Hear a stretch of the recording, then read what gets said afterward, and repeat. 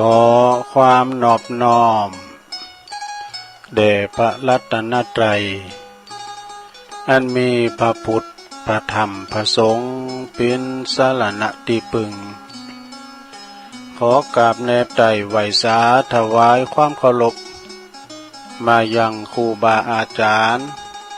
พระมหาเถรานุเถระตันเจ้าคณะพระสังฆาธิการ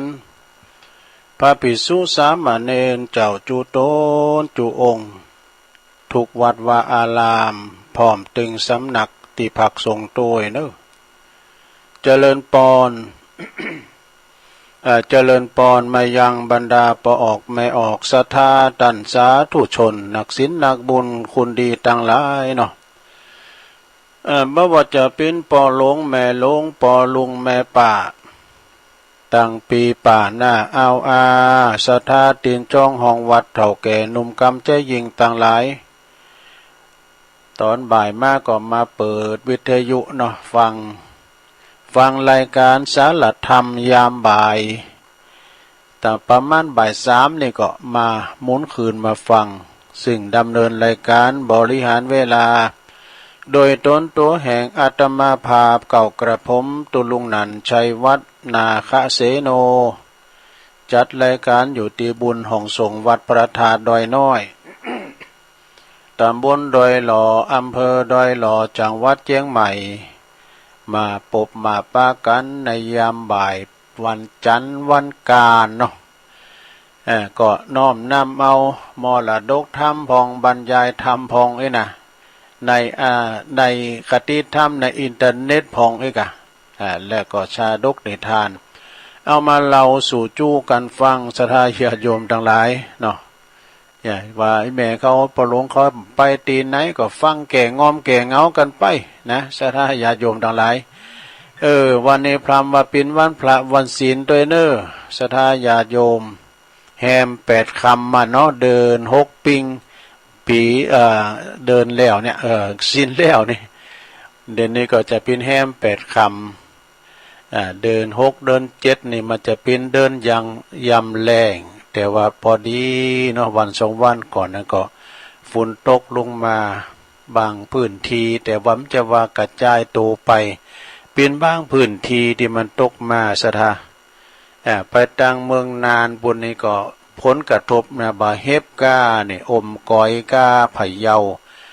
หลายพื้นที่มันมาเป็นหอมนะเฮบเนี่ยมันเกิดจากยังนั่นก่อนครูสอนว่ามันปิ้นจากว่าฝุ่นมันเต้นละลายนะมันเต้นละลายมันก็มาเป็นก่อนเนาะฝุ่นเนี่ยก็มันก็มีความชื้นขึ้นตั้งลุมขึ้นตั้งบุญก็กลับกลายเป็นเมฆฝ่าเมฆฝุ่นไปเนาะก็เหมือนกับว่าน้ำแข็งหลอดเนาะเฮาพออย่างนั้นแต่ว่าซัมเตอร์นี่มันก่อนปิ้นละอ่อนละลายเก็บกินกันนี่เป็นแล้วก็มันก็เย็นมันก็กัดนะมันสีขาวว่าเนาะสดาเนาะแต่บางพองนี่เปิ้นถ่ายเมื่อพอนี่กองโกดก็มาลุงกำสวนลำไยมันโถเล่นะโอ้มีเนาะสดาเนาะหันเปิ้นเคาะเป็นต่อมๆกันเป็นหิมะไปเลยก็บางพื้นที่เนาะสดาอย่างลุ่มกะลุ่มเนี่ยมาเป็นหอมนะมันจะว่ามากระจายโถไปมันหอมไผ่หอมมันเนี่ยเนาะสดาอันนี้ก็ลมฟ้าอากาศเนอะสดาพยากรณ์นี่ก็เนนะเกเหมือนกันเนาะแม่นเหมือนกันนะก็จะมีฝุ่นตกเป็นบางพื้นที่เนาะตกดีตกงามที่นี่ก็ตกเหมือนกันนะก็ขี้โขก็ยังว่านะเด้อขี้โขมันตกด้วยนั้นหลุนใบใหม่มาก็ปวดโทก็ปอนไหลมาเหมือนกันเด้อไหลทุ่งไหลถากมานะก็ตุลุงก็หูปูนโนเพียรับไปพร้อมย้ำมองฝุ่นตกนะ รับดีแต่ก็เรื่องฝนฟ้าอากาศเนาะต่อไปขอเกินพระจังสถานีวิทยุกำกันเนอลายจือสถานีวิทยุในเครือข่ายที่เปิดรับสัญญาณรายการตั้งแต่ช่วงเวลาในปิ้นตุนไปในนาสถาญาโยมก็ตั้งแต่เวลา 15 ถึง 17 นาฬิกา2 ชั่วโมงแล้วก็ล่ำต่อไปก็มีนะสถา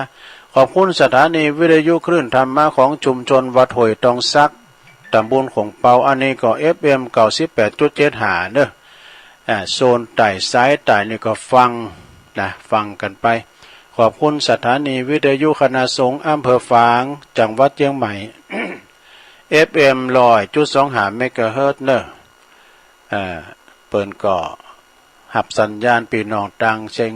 แม่อายชัยประการเมืองฝางก็ฟังกันไปนะแล้วก็สถานีวิทยุขึ้นพระพุทธศาสนาการศึกษาและวัฒนธรรมวัดไฟหินเนอร์ FM 104.50เมกะเฮิรตซ์องค์คาหลวงในเมืองก็ฟังกันไปแผ่วหลายดอยขอบคุณสถานีวิทยุมนต์เสียงธรรมวัดบุพารามอำเภอแม่แจ่ม FM 106.25เมกะเฮิรตซ์พี่น้องแม่แจ่มก็ฟังกันหนักกันหลายขอบคุณสถานีวิทยุบ้านทุ่งเรดิโอ FM 89.50เมกะเฮิรตซ์เนอะอำเภอสันป่าตองของปดมพุทธวงศ์แล้วก็ขอบคุณสถานีวิทยุวิทยาลัยสงฆ์นครลำปางวัดบุญยวาดวิหารก็ลิงก์สัญญาณอยู่เหมือนกันนะสดาก็ฟังกันไปเนาะวันนี้มาปบมาป้ากันตรงกับวันศีลตัวหนึ่งสดาวันพัดวันอันนี้วันการนะ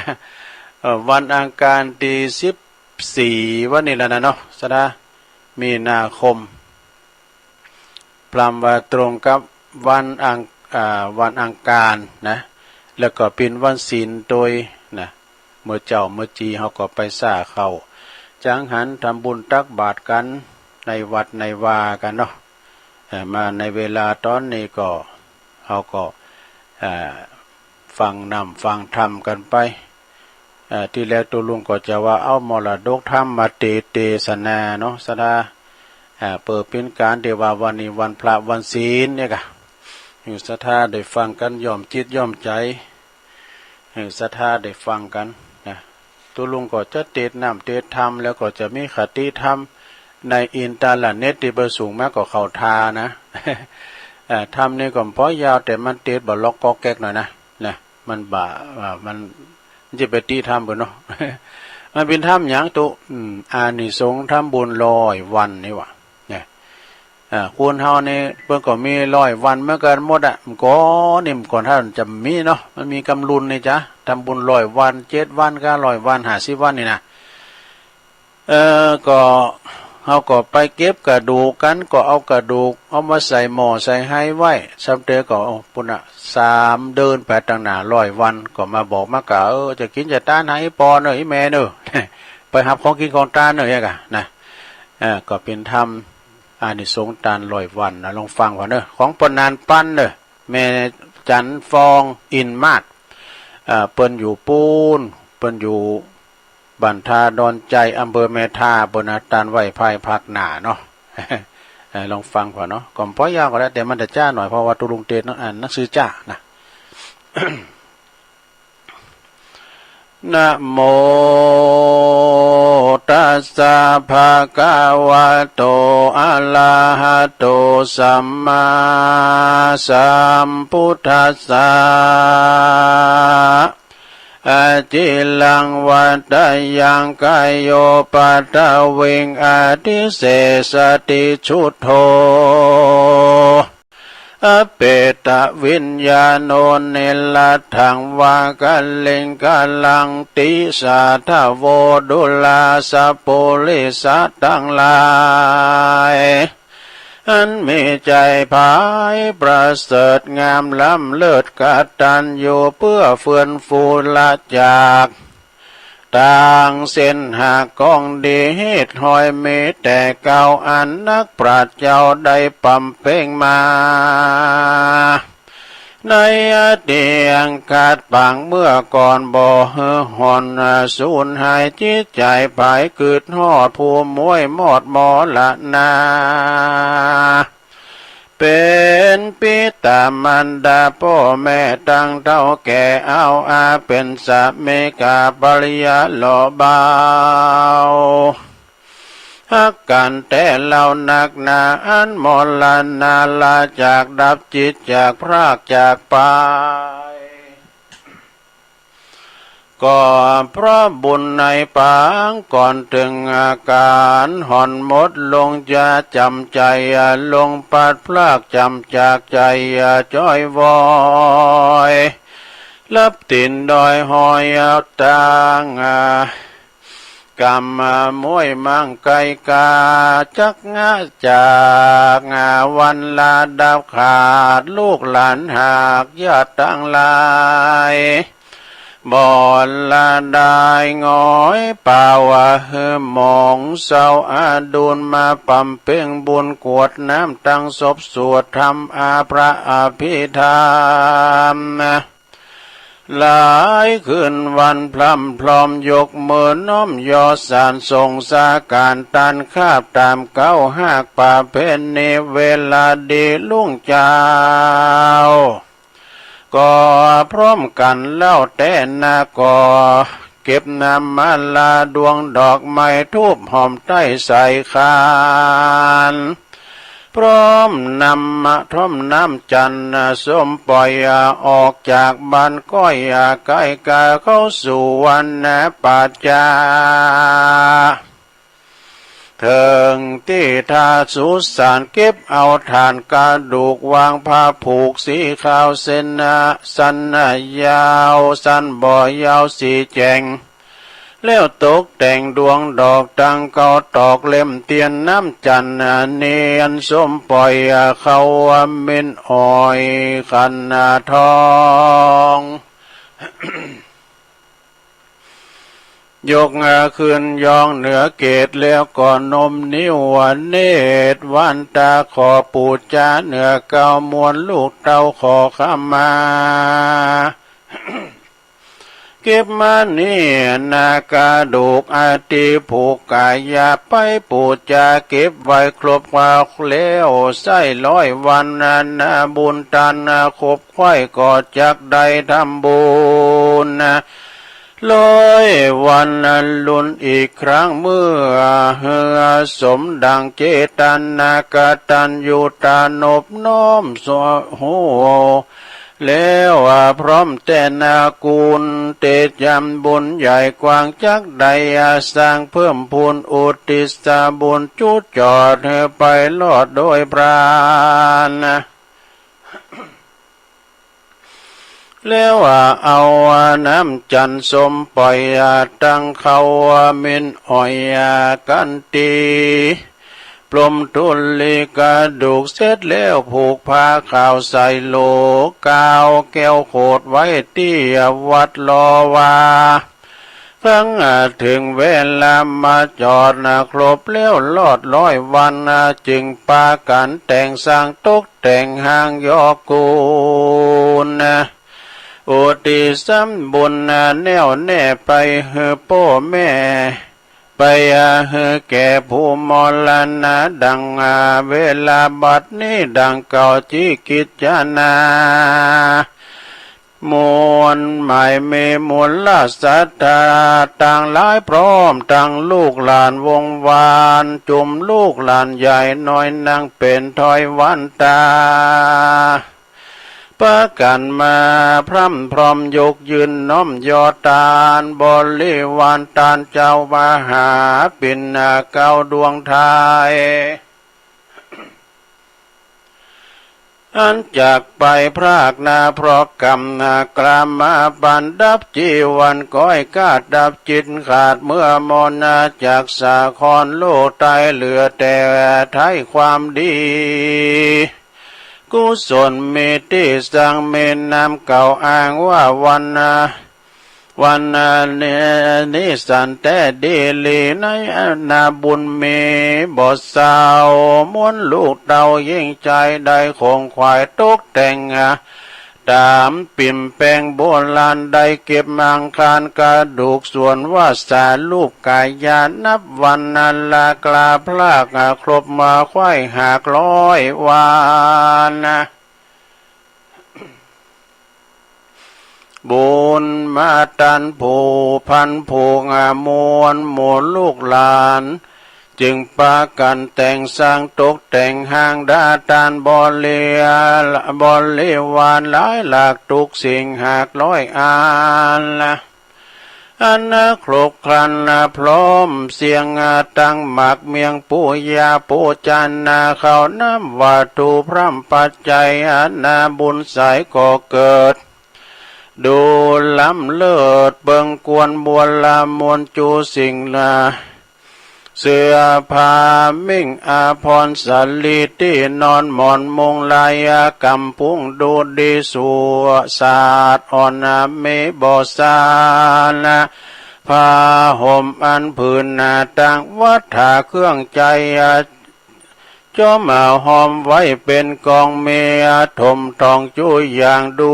บ่อสร้างโสพีเป็นของดีมดใหม่มาหาใส่ครบมาครันตั้งสมมาตั้งสมหวานลูกไม่สุขสะใส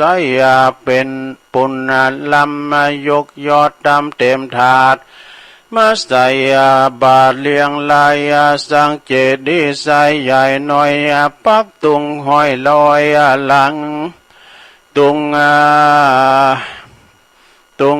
ตั้งสั่งวิเศษตุงเล็กเกตนำปลาเมื่อดังดาพร้อมแล้วนำบุญแก้วใส่มวนเจิง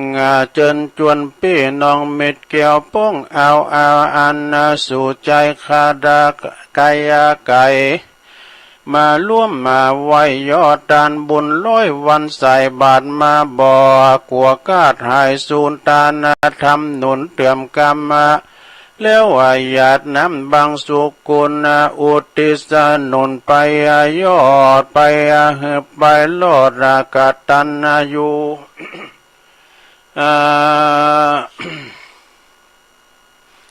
มวลสัทธาพ่อแม่ตั้งเท่าแก่แล้วแลอะไรอิ่มอันใดนั้นลาวหรือจะเต้าอิ่มอกอิ่มใจฟ้าใสฟ้าฝนใสลายหลากบ่อเต้าวันน้ำเต้าตากงกากุณนาหลายแหล่หรือจะเต้าบุญคุณของพ่อแม่ของตนใดถึงไกหนแห่งห้องจากเทศต้องเมืองคนกายจำมันนนลาจากเหลือแต่ซากทุลีบุญคุณมียังอยู่กู้ลูกหลานสุบุญสุนบุญสาฐานห้องเหตุบุญขอบเขตร้อยวันที่สู่พันลูกเตาวาพี่น้องเจ้าวาวงวานยกยอดดานวันในย่อมบ่อหลีกลี่นิหายโหนเป็นบุญกุศลใหญ่กว้างบ่อกากาดกลางกายกาย่อมเป็นนาวาบุญใหญ่ไปแทบไตเตรียมตันโดยเลียวพลัญญาล้ำยิ่งสรรพสิ่งของตานบุญบันดาลแผ่วพลิบมาเป็นของทิพมาสีใสย่อมหลั่งไหลเที่ยงเดาไปถึงเล่าผู้ตายแม้นกรรมมาจักจองไปทุกห้องอาบายกรรมบ่ลายวิบากบุญนี้หากน้ำปาเฮือลีลากลาพลากว่าพ้นเสียจากทุกขีอาเวจิไตลาสู่เมืองฟ้าเจอยามบันสุขสำลานชื่นจอยบทตามก้อยโศกาบุญนี้วิเศษแม่นกลับมาเปดเป็นเพียสัมภเวสีที่เกิดไล่ที่เกิดหากำเนิดสมสารทรมานอดอยากทุกข์ลำบากเจเวทนาไล่อาคาวาที่อยู่บ่มีหมู่เดียวใดทุกอาบายภูมิเพศตุงกเวทเลือลาย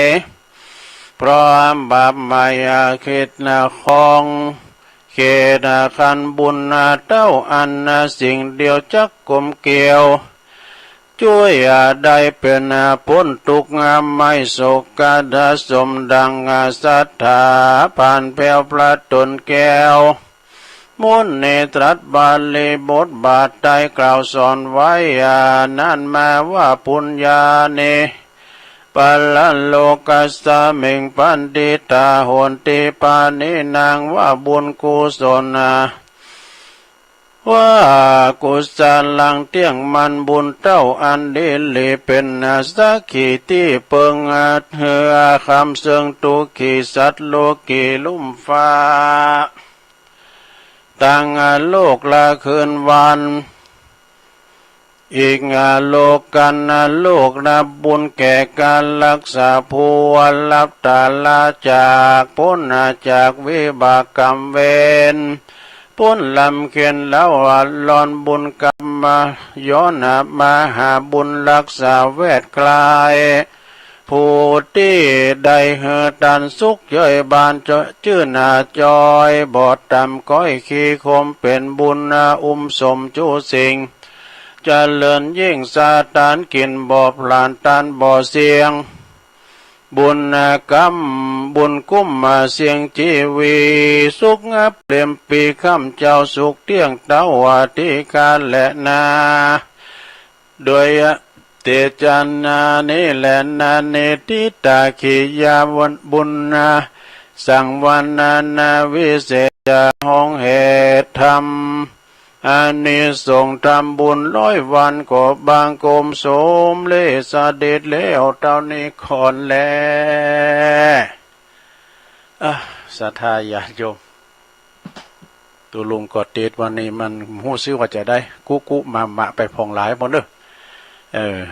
ทำมันก็พอเสียนพอยาวนะพอหายพอดี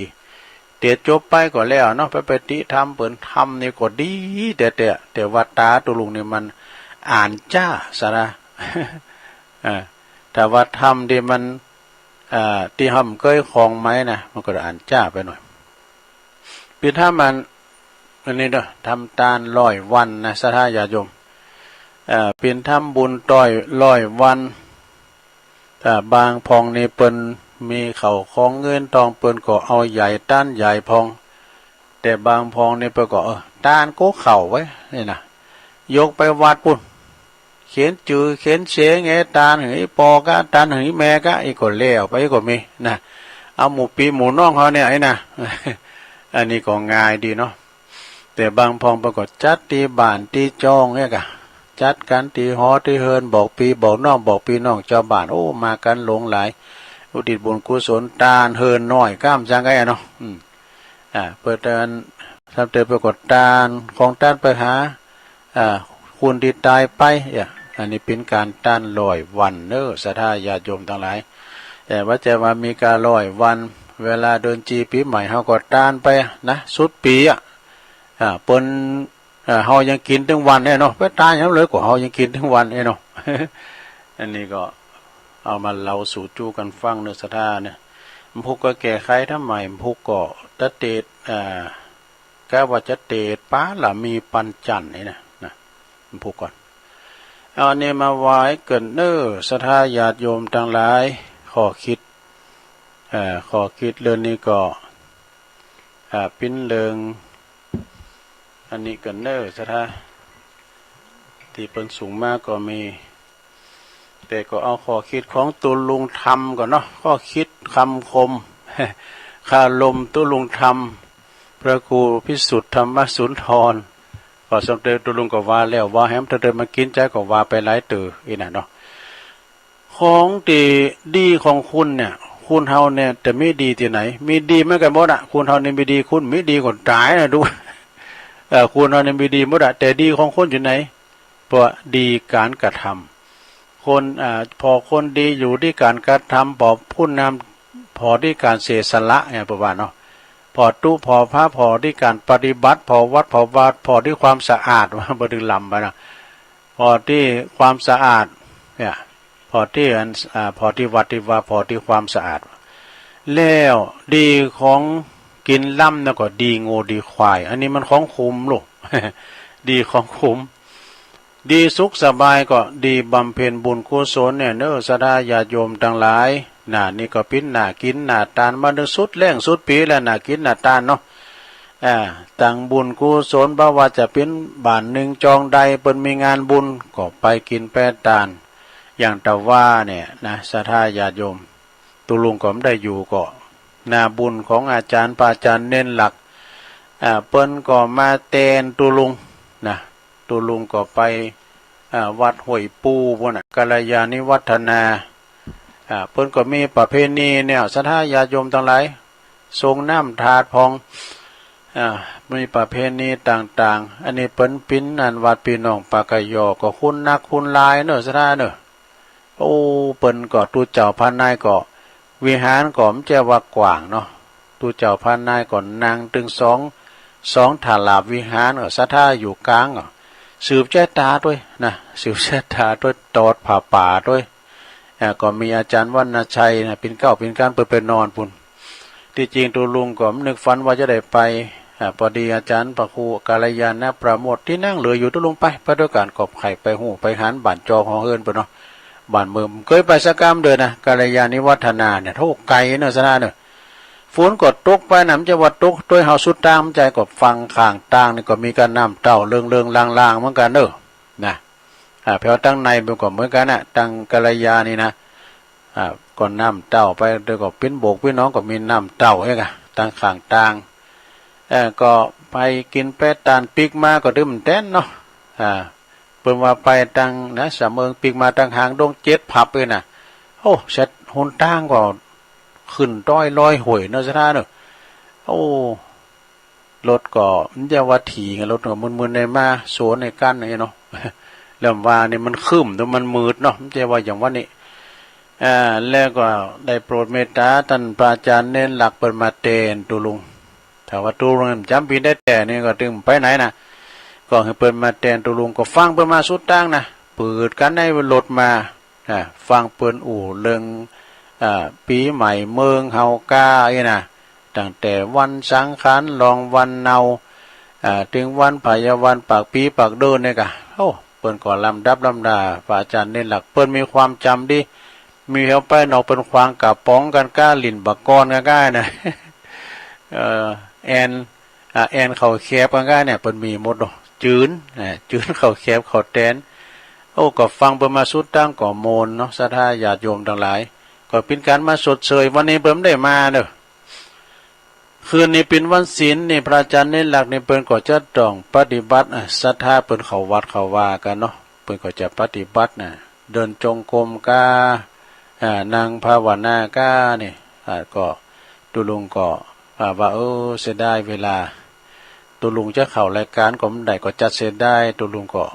วางเหมือนกันเนาะแต่ก็อาจารย์พระครูก็จะลิงสัญญาณตั้งเวียงป่าเป่ามาจ้าหรือว่าพระเดชพระคุณท่านเจ้าคุณพระสุวรรณเมธีจ้าเปิ้นก็ขึ้นประชุมสัญจรได้บ่เจ้าคณะพระครูเปิ้นมานี่มดแผ่เมืองฝางปุ่นให้มานะหลวงพ่อพระครูสุจิตานุรักษ์ก็มาหลวงพ่อพระครูสาธุกิจจันนันท์อาจารย์บรรยงก็มาหาไปเปิ้นไปประชุมที่วัดพระธาตุศรีจอมทองนี่ก็ปีนั้นว่าคงจะได้ออนไลน์เนาะออนไลน์จากอันเวียงป่าเป่าจะลำปางใจกันเนาะเนี่ยสราญาโยมเนาะสัมเตก็หอมหัวว่าตุเจ้าปนเจ้าวางจ้ำวางก็สเตไปกดติดธุระเหมือนกันนะอย่างตุลุงกระเดียวก็จะต้องไปเมื่อแรงคำนี่ก็จะไปช่วยงานศพตุลุงมงคลนะตุลุงมงคลเนี่ยอยู่ใหม่ป่าฟางนี่หลายปีเนี่ยนะสระใหม่ป่าฟางก็ให้ดุงนั่นแหละนะไก่ก็แต่ก่อนนี่เป็นบ้านเดียวกันหมดให้ดุงเนื้อให้ดุงแล้วก็ใหม่ป่าฟางแก่เดียวดูเดี๋ยวนี้เป็นแยกเป็น2-3หมู่ก็จะได้ไปช่วยตั้งตุปีหนุ่มเนาะตุปีหนุ่มเปิ้นโทรมาพระครูปัญรัตน์ท่านนงชยาพระโนเปิ้นแต่แป้งตีรับตีนอนโอ้ตุลุงก็ไม่ได้รับได้นอนพวกเจ้าก็ได้ออกรายการอยู่นะพวกเจ้าก็ออกรายการอยู่แล้วก็ดีสุขสบายก็คือดีการบำเพ็ญบุญกุศลเนอศรัทธาอย่างว่าในวันศีลเนี่ยไปก็มาวัดมาว่ากันป่ามเป้งพระมีทำไปดีบุญท้องถนนนั่นก็คือเขาก็เคารพการจราจรโอ้รถการเข้าไปหุ่นตั้งสินใหญ่ในรถนักซะนะอย่างบีบินนะต่างคุณต่างไปเขาต้องถึงระวังถึงปืนถึงเฮา ตัวลุงจะได้เบรกแห้งบ้านตะตั้มนะเบรกสุมาเบรกแห้งบ้านคือมันยำตีนเมื่อมาเบรกเบรกแห้งไปโดยเพราะอันนั้นเปิ้นหูหวังเปิ้นก็ไอ้เนาะถ้าว่าดีก่อนรับก่อนนอนนี่ดีสวดมนต์เนี่ยศรัทธาญาติโยมโอ้สวดมนต์นี่ศรัทธาจะไปละไปลืมก่อนรับก่อนนอนก็สวดมนต์ลูกม่ามเจ้าก็สวดมนต์พวกเจ้าสวดมนต์ตัวลุงนะอิเมนาสกาเลนาจำพองนี่เพิ่นโทรมาหาตัวลุงนะก่อนแม่ก็ได้ไปวัดนะเห็นหยังก็ได้ก็ว่าตัวลุงเนี่ยได้หนังสือหยังก็ว่าตัวนะอันเธอก็ถูกฟ้องก็ปีนี้แหละเนาะหอดเจตนาหอดตังก็ว่าไปพุทธคุณธรรมคุณสังฆคุณก็ขอเหือนขอเหือนจีตหอดตังก็แล้วกันนะสวดมนต์ด้วยกันไปการว่าเป็นสวดมนต์เขาก็สวดด้วยเป็นโดยกรรมนะหลวงสวดมนต์นี่มันก็มีหลายบทหลายแบบเนอะศรัทธาอย่างว่าเป็นสวดโยนสวดศพนี่ก็เหมือนกันนะศรัทธาสวดคุณละอย่างนะสวดศพพุนบาทนี่ก็กุศลธรรมะอกุศลธรรมะสวดอภิธรรมก็สวดมาติกาก็ยังนะถ้าว่าสวดศพตุเจ้านี่ไปได้แบบนึงเด้อศพครูบาอาจารย์นี่เป็นธรรมนิยามลูกแน่มันจะเหมือนกันลูกธรรมนิยามมาสูตรนี่นะธรรมนิยามมาสูตรแล้วสวดสังโยกด้วยนะสวดสังโยกตัวเอกฉะนั้นก็สวดแต่ละบทนี่ก็บ่เหมือนกันอย่างเข้าไปคืนเฮิรนใหม่ก็เพิ่นเจริญพระพุทธมนต์ดูสวดสื่อโพลจตาก็ไอ้กันเนาะแต่ว่าสวดพุทธมนต์ในสวดงานศพนะสวดพุทธมนต์ธรรมนิยามมาสูตรก็นี่นะอันนี้ก็ไปทั้งแบบนึงอันนั้นก็สวดแต่ละสวดก็เหมือนกันนะแล้วถึงไหน ดีเบื้องบนนะก็คือดีสวรรค์นิพพาน ดีสวรรค์นิพพานนะลงเด้อดีประจำงานก็คือดีบริจาคการทำบุญเนาะศรัทธาญาติโยมทั้งหลายแล้วก็ดีผู้ที่มีพระคุณหรอดีต่อผู้มีพระคุณก็คือดีความกตัญญูกตเวทีเนอะโยมเนอะ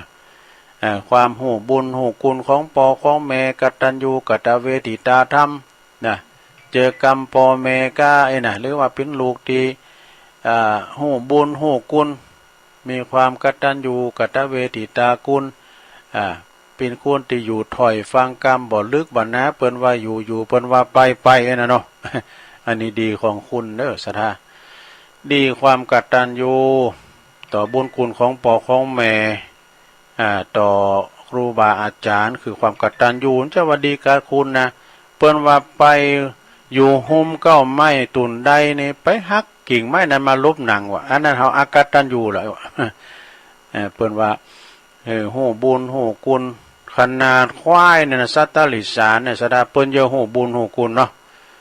ขนาดว่าไถหน้าแล้วก็ปลูกไข่ปลูกข้าวปลูกหน้าแล้วเรียบร้อยเปิ้นยังหูบุญเปิ้นสู่ควันควายมัดมือควายดู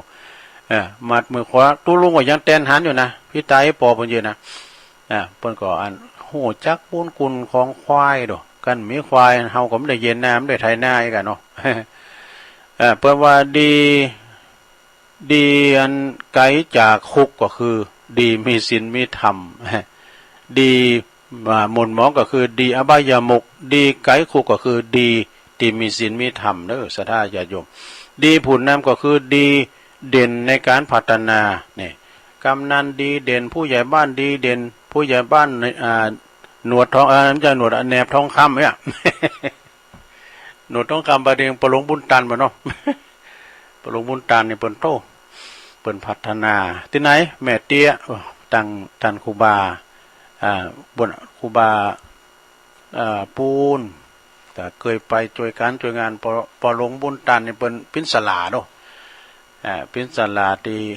แปลงสุ่มประตูก้ามสังกายนะไปทางครูบานพดลวงศ์ ครูบานพดลวงศ์ทางแม่เตี้ยบุญนะสิริมงคลเนาะอารามสิริมงคลได้กลายเป็นบุญมือแล้วนะ ตุลุงก็ขอประกาศโชว์นิยกรรมกับนักแสดงเนาะก็อย่างที่ประกาศไปในวันพุกนี้เนาะศรัทธาในวันพุกนี้ก็ตีวัด วัดนั้นสันคงคำเนอะเพิ่นก็จะมีการลงพิธีเททองหล่อพระพุทธรูปพระมหาจักรพรรดิเนอะขนาดหน้าตักกว้าง69 นิ้วนะเพิ่นจะเททองหล่อน้ำใจปั่นใจว่าอันปั่นพระเจ้าตันใจนะนี่ก็เป็นเททองหล่อเนาะประธานในพิธีก็นำโดยคุณแม่อัมไพกิมหงแล้วก็คุณอรุณยุพาลดทิพย์นี่เปิ่นจากนนทบุรีปุ่นนะวันที่15ก่อนผู้กันวัดสันโคงคำตำบลตาวังเป่าอำเภอสันป่าตองท่านพระครูเปิ่นก็ฝากประกาศมาเนาะเวลา9:09 น.ประสงค์พิธีจำนวน9 รูปเจริญพระพุทธมนต์เนาะเมตตาธรรมพระครูสาธรวีรกิจอันนี้ก็เจ้าคณะตำบลตาวังเป่าเจ้าวัดวัดสันโคงคำก็ฝากประกาศมาเนี่ยเพราะวันไก่ลำพุกละนะวันพุกแล้วที่เพิ่นจะมีการเททองหล่อที่วัดสันโคงค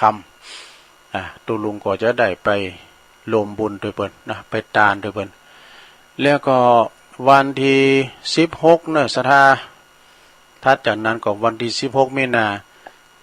อันนี้เป็นงานประชุมเพลิงศพเนี่ยประชุมเพลิงศพท่านพระอาจารย์มงคลสุมังคโลอาจารย์มงคลนี่เปิ้นก็อายุ62 พรรษา19นะเปิ้นก็มีพยานในโตมได้แล้วก็เปิ้นก็ละสังขารไปเมื่อวันที่9นี่นะ9ที่ผ่านมาแล้วก็วันที่16นี่เปิ้นก็จะประชุมเพลิงศพละนะจากนั้นก็ฝากประกาศศรัทธาญาติโยมที่อยู่ละแวกใกล้เคียงหรือว่าพี่น้องตั้งไก่ตั้งไก่ในเคารพนับถือเพราะว่าตุลุงมงคลนี่เปิ้นไปป่ำเป้งเปิ้นละมีมาหลายวัดน้องเงอก็ไปจ้างก้ามเปิ้นโบสถ์ได้ก็จ้างก้ามวัดจ้างก้ามแล้วเปิ้นไปอยู่หลายวัดไปอยู่วัดบ้านกอกวัดสันกำแพงเนาะวัดสันกำแพงวัดน้องเงอวัดสันบักโกนี่นะสันบักโกด้วยสุดท้ายเปิ้นก็มาปิ้นตุลงสมปันเจ้าวัดดีที่พักสงฆ์ใหม่ป่าฝางตำบลน้ำดิบอำเภอป่าสร้างเนอะวันพุกนี้แล้วเปิ้นก็จะเป็นวันห่างนะวันพุกวันห่างวันที่16นี่เป็นวันประชุมเพลิงศพเนอะอันนี้ก็เดี๋ยวตุลุงก็จะไปรวมบุญท่านพระอาจารย์ท่านนงชัยยาพระโนประธานอบต.เปิ้นก็ฝากประกาศมาแล้วก็ประธานจัดงานก็ท่านพระครูสติสารคุณเจ้าคณะตำบลน้ำดิบเนอะแล้วก็พร้อมโดยคณะสัทธาใหม่ป่าฝังแล้วก็ทุกหมู่บ้านในตำบลน้ำดิบเนอะไปเป็นงานสวนโลมนะนี่นะงานนามูนะไปตุลุงก็จะไปตานโดยเปิ้นนะเพราะว่าหูจักมาคูนวันเขากำดุกนี่มีแต่มานางอู่กันอยู่นี่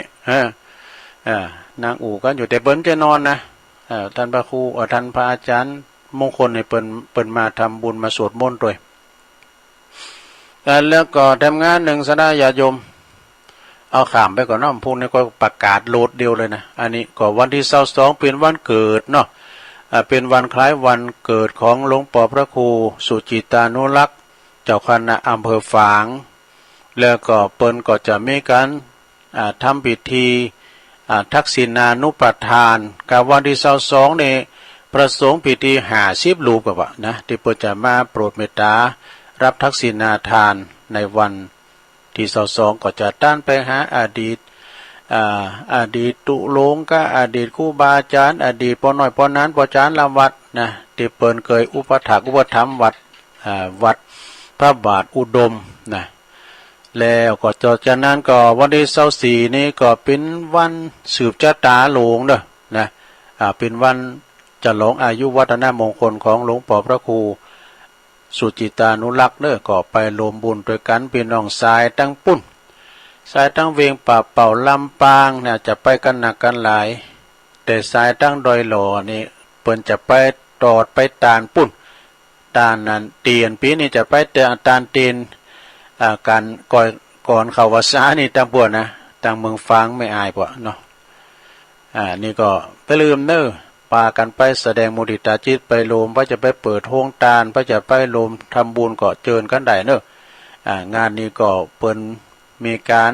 ตั้งกองทุนอาคีภัยไฟใหม่นะวิหารพระเจ้าละแข่งก็พระจะไปทำบุญก็เจิญกันได้เนอะเรียนเจิญกันได้นะที่วัดพระบาทอุดมนาบ่อสาวา วันที่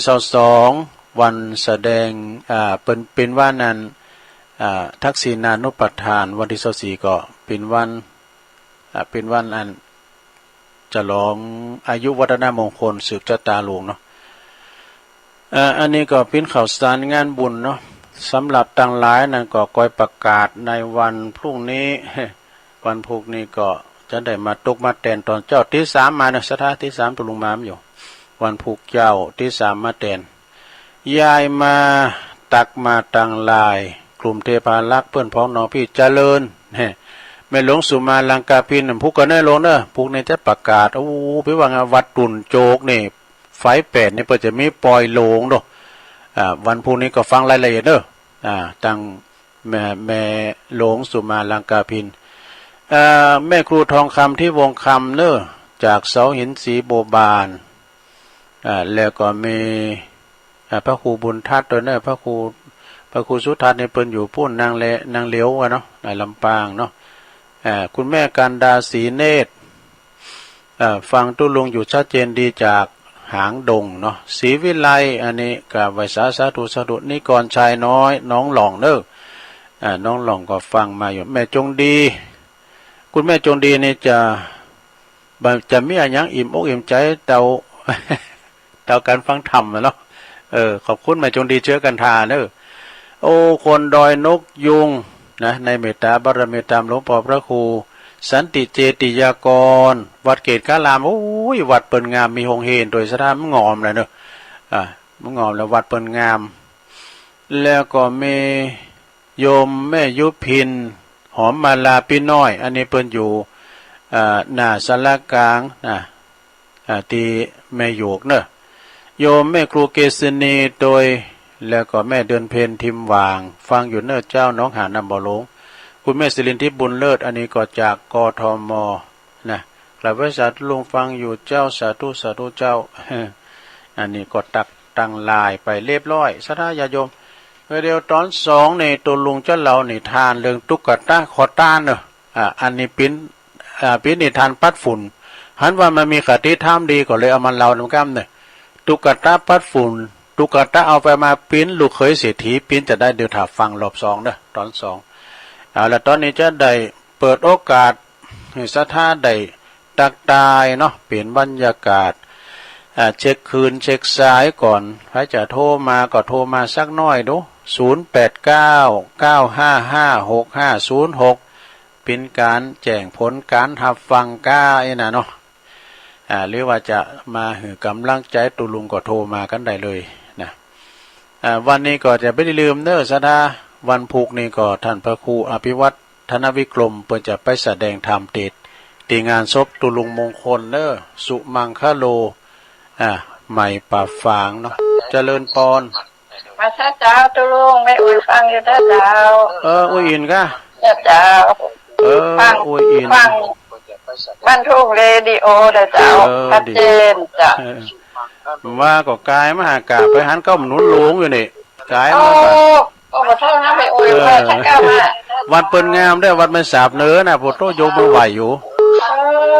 แต่ว่าอดจังโทษนะไปโอ้ยไม่โอ้ยก็จะไล่ตามท้องอีกอ่ะหมู่บ้านเปิ้นงามนี่พุทโธบ้านเปิ้นเจริญก้มหนุนหลวงน่ะพุทโธหนุนน่ะ300ปีกันได้บ้านไม่โอ้ยก็มีเข้มนะแน่ไม่ตะวันตกอย่างไรชี้แยกกันพอดีเลยดูวันนั้นหลวงพ่อไปเอาหายเนาะขอบคุณอุ้ยอินเด้อเจ้าอันได้ยินข่าวว่าเก้าหนุนน่ะนะ300 กว่าปีกับหนุนรู้เก้าโลงเนอะรักษาไว้ดีๆเนอะเจริญปอนตาฟังเด้อแม่นยัง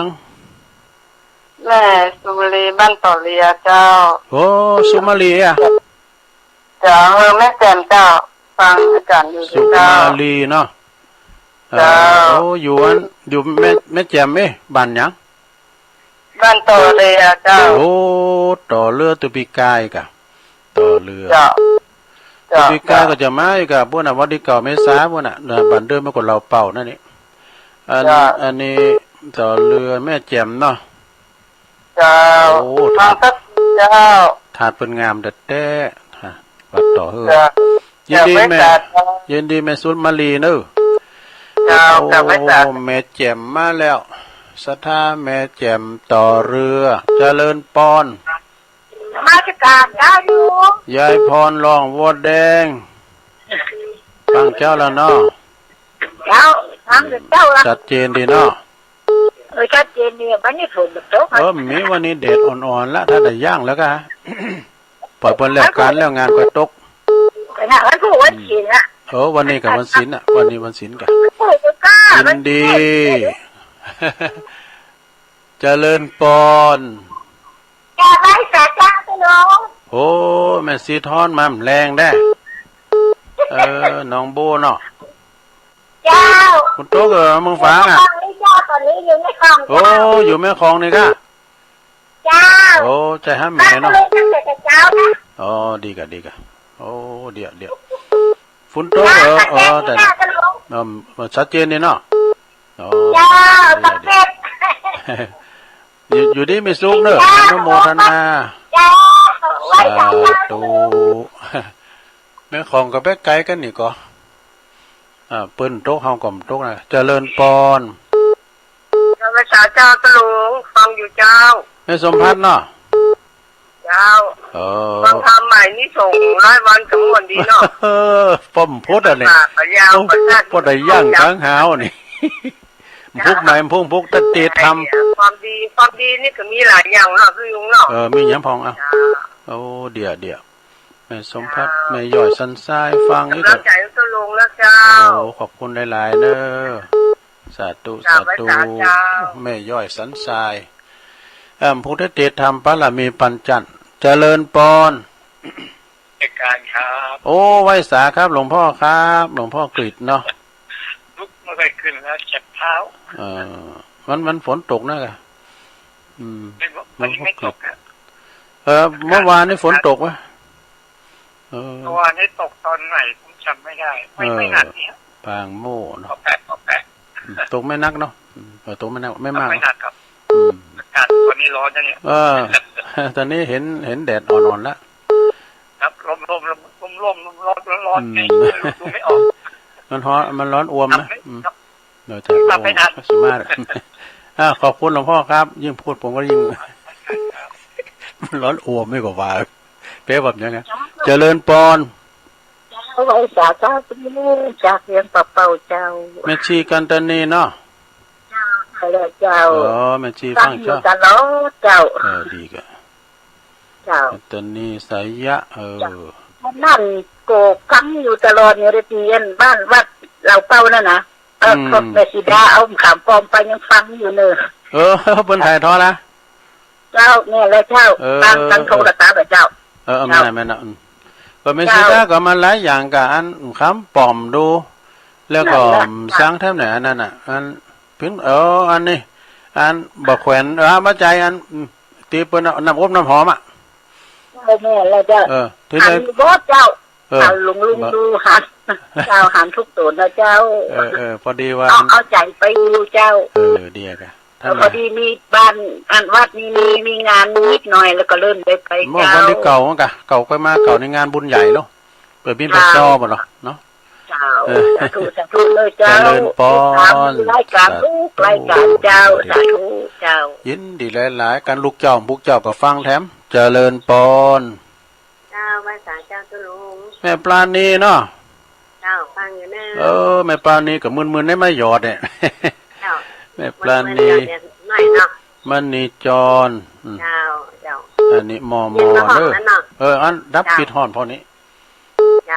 ว่าเดี๋ยวไปแอวว่าก่อน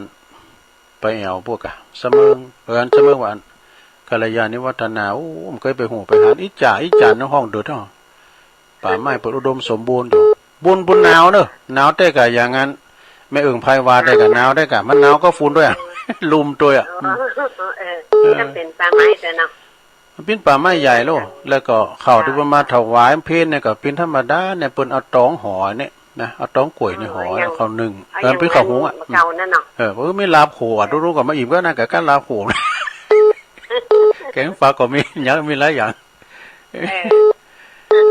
ท่านกำลังใจตุลุงเด้อขอบคุณแม่ปานีเนอะ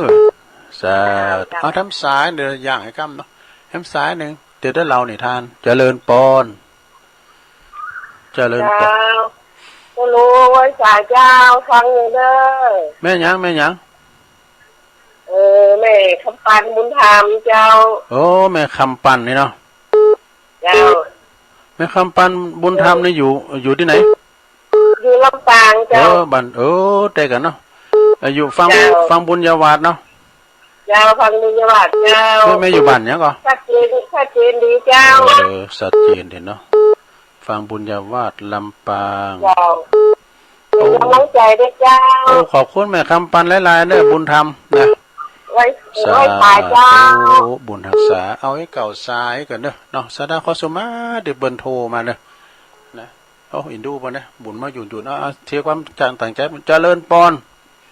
ไหว้สาเจ้า แม่อยู่ตั้งใด แม่มาลีวันพี่ข้องานเจ้า อ๋อ ตั้งขาย มันคายเนาะ เจ้าบ้านลุงเมืองน่ะ น้ำเมือง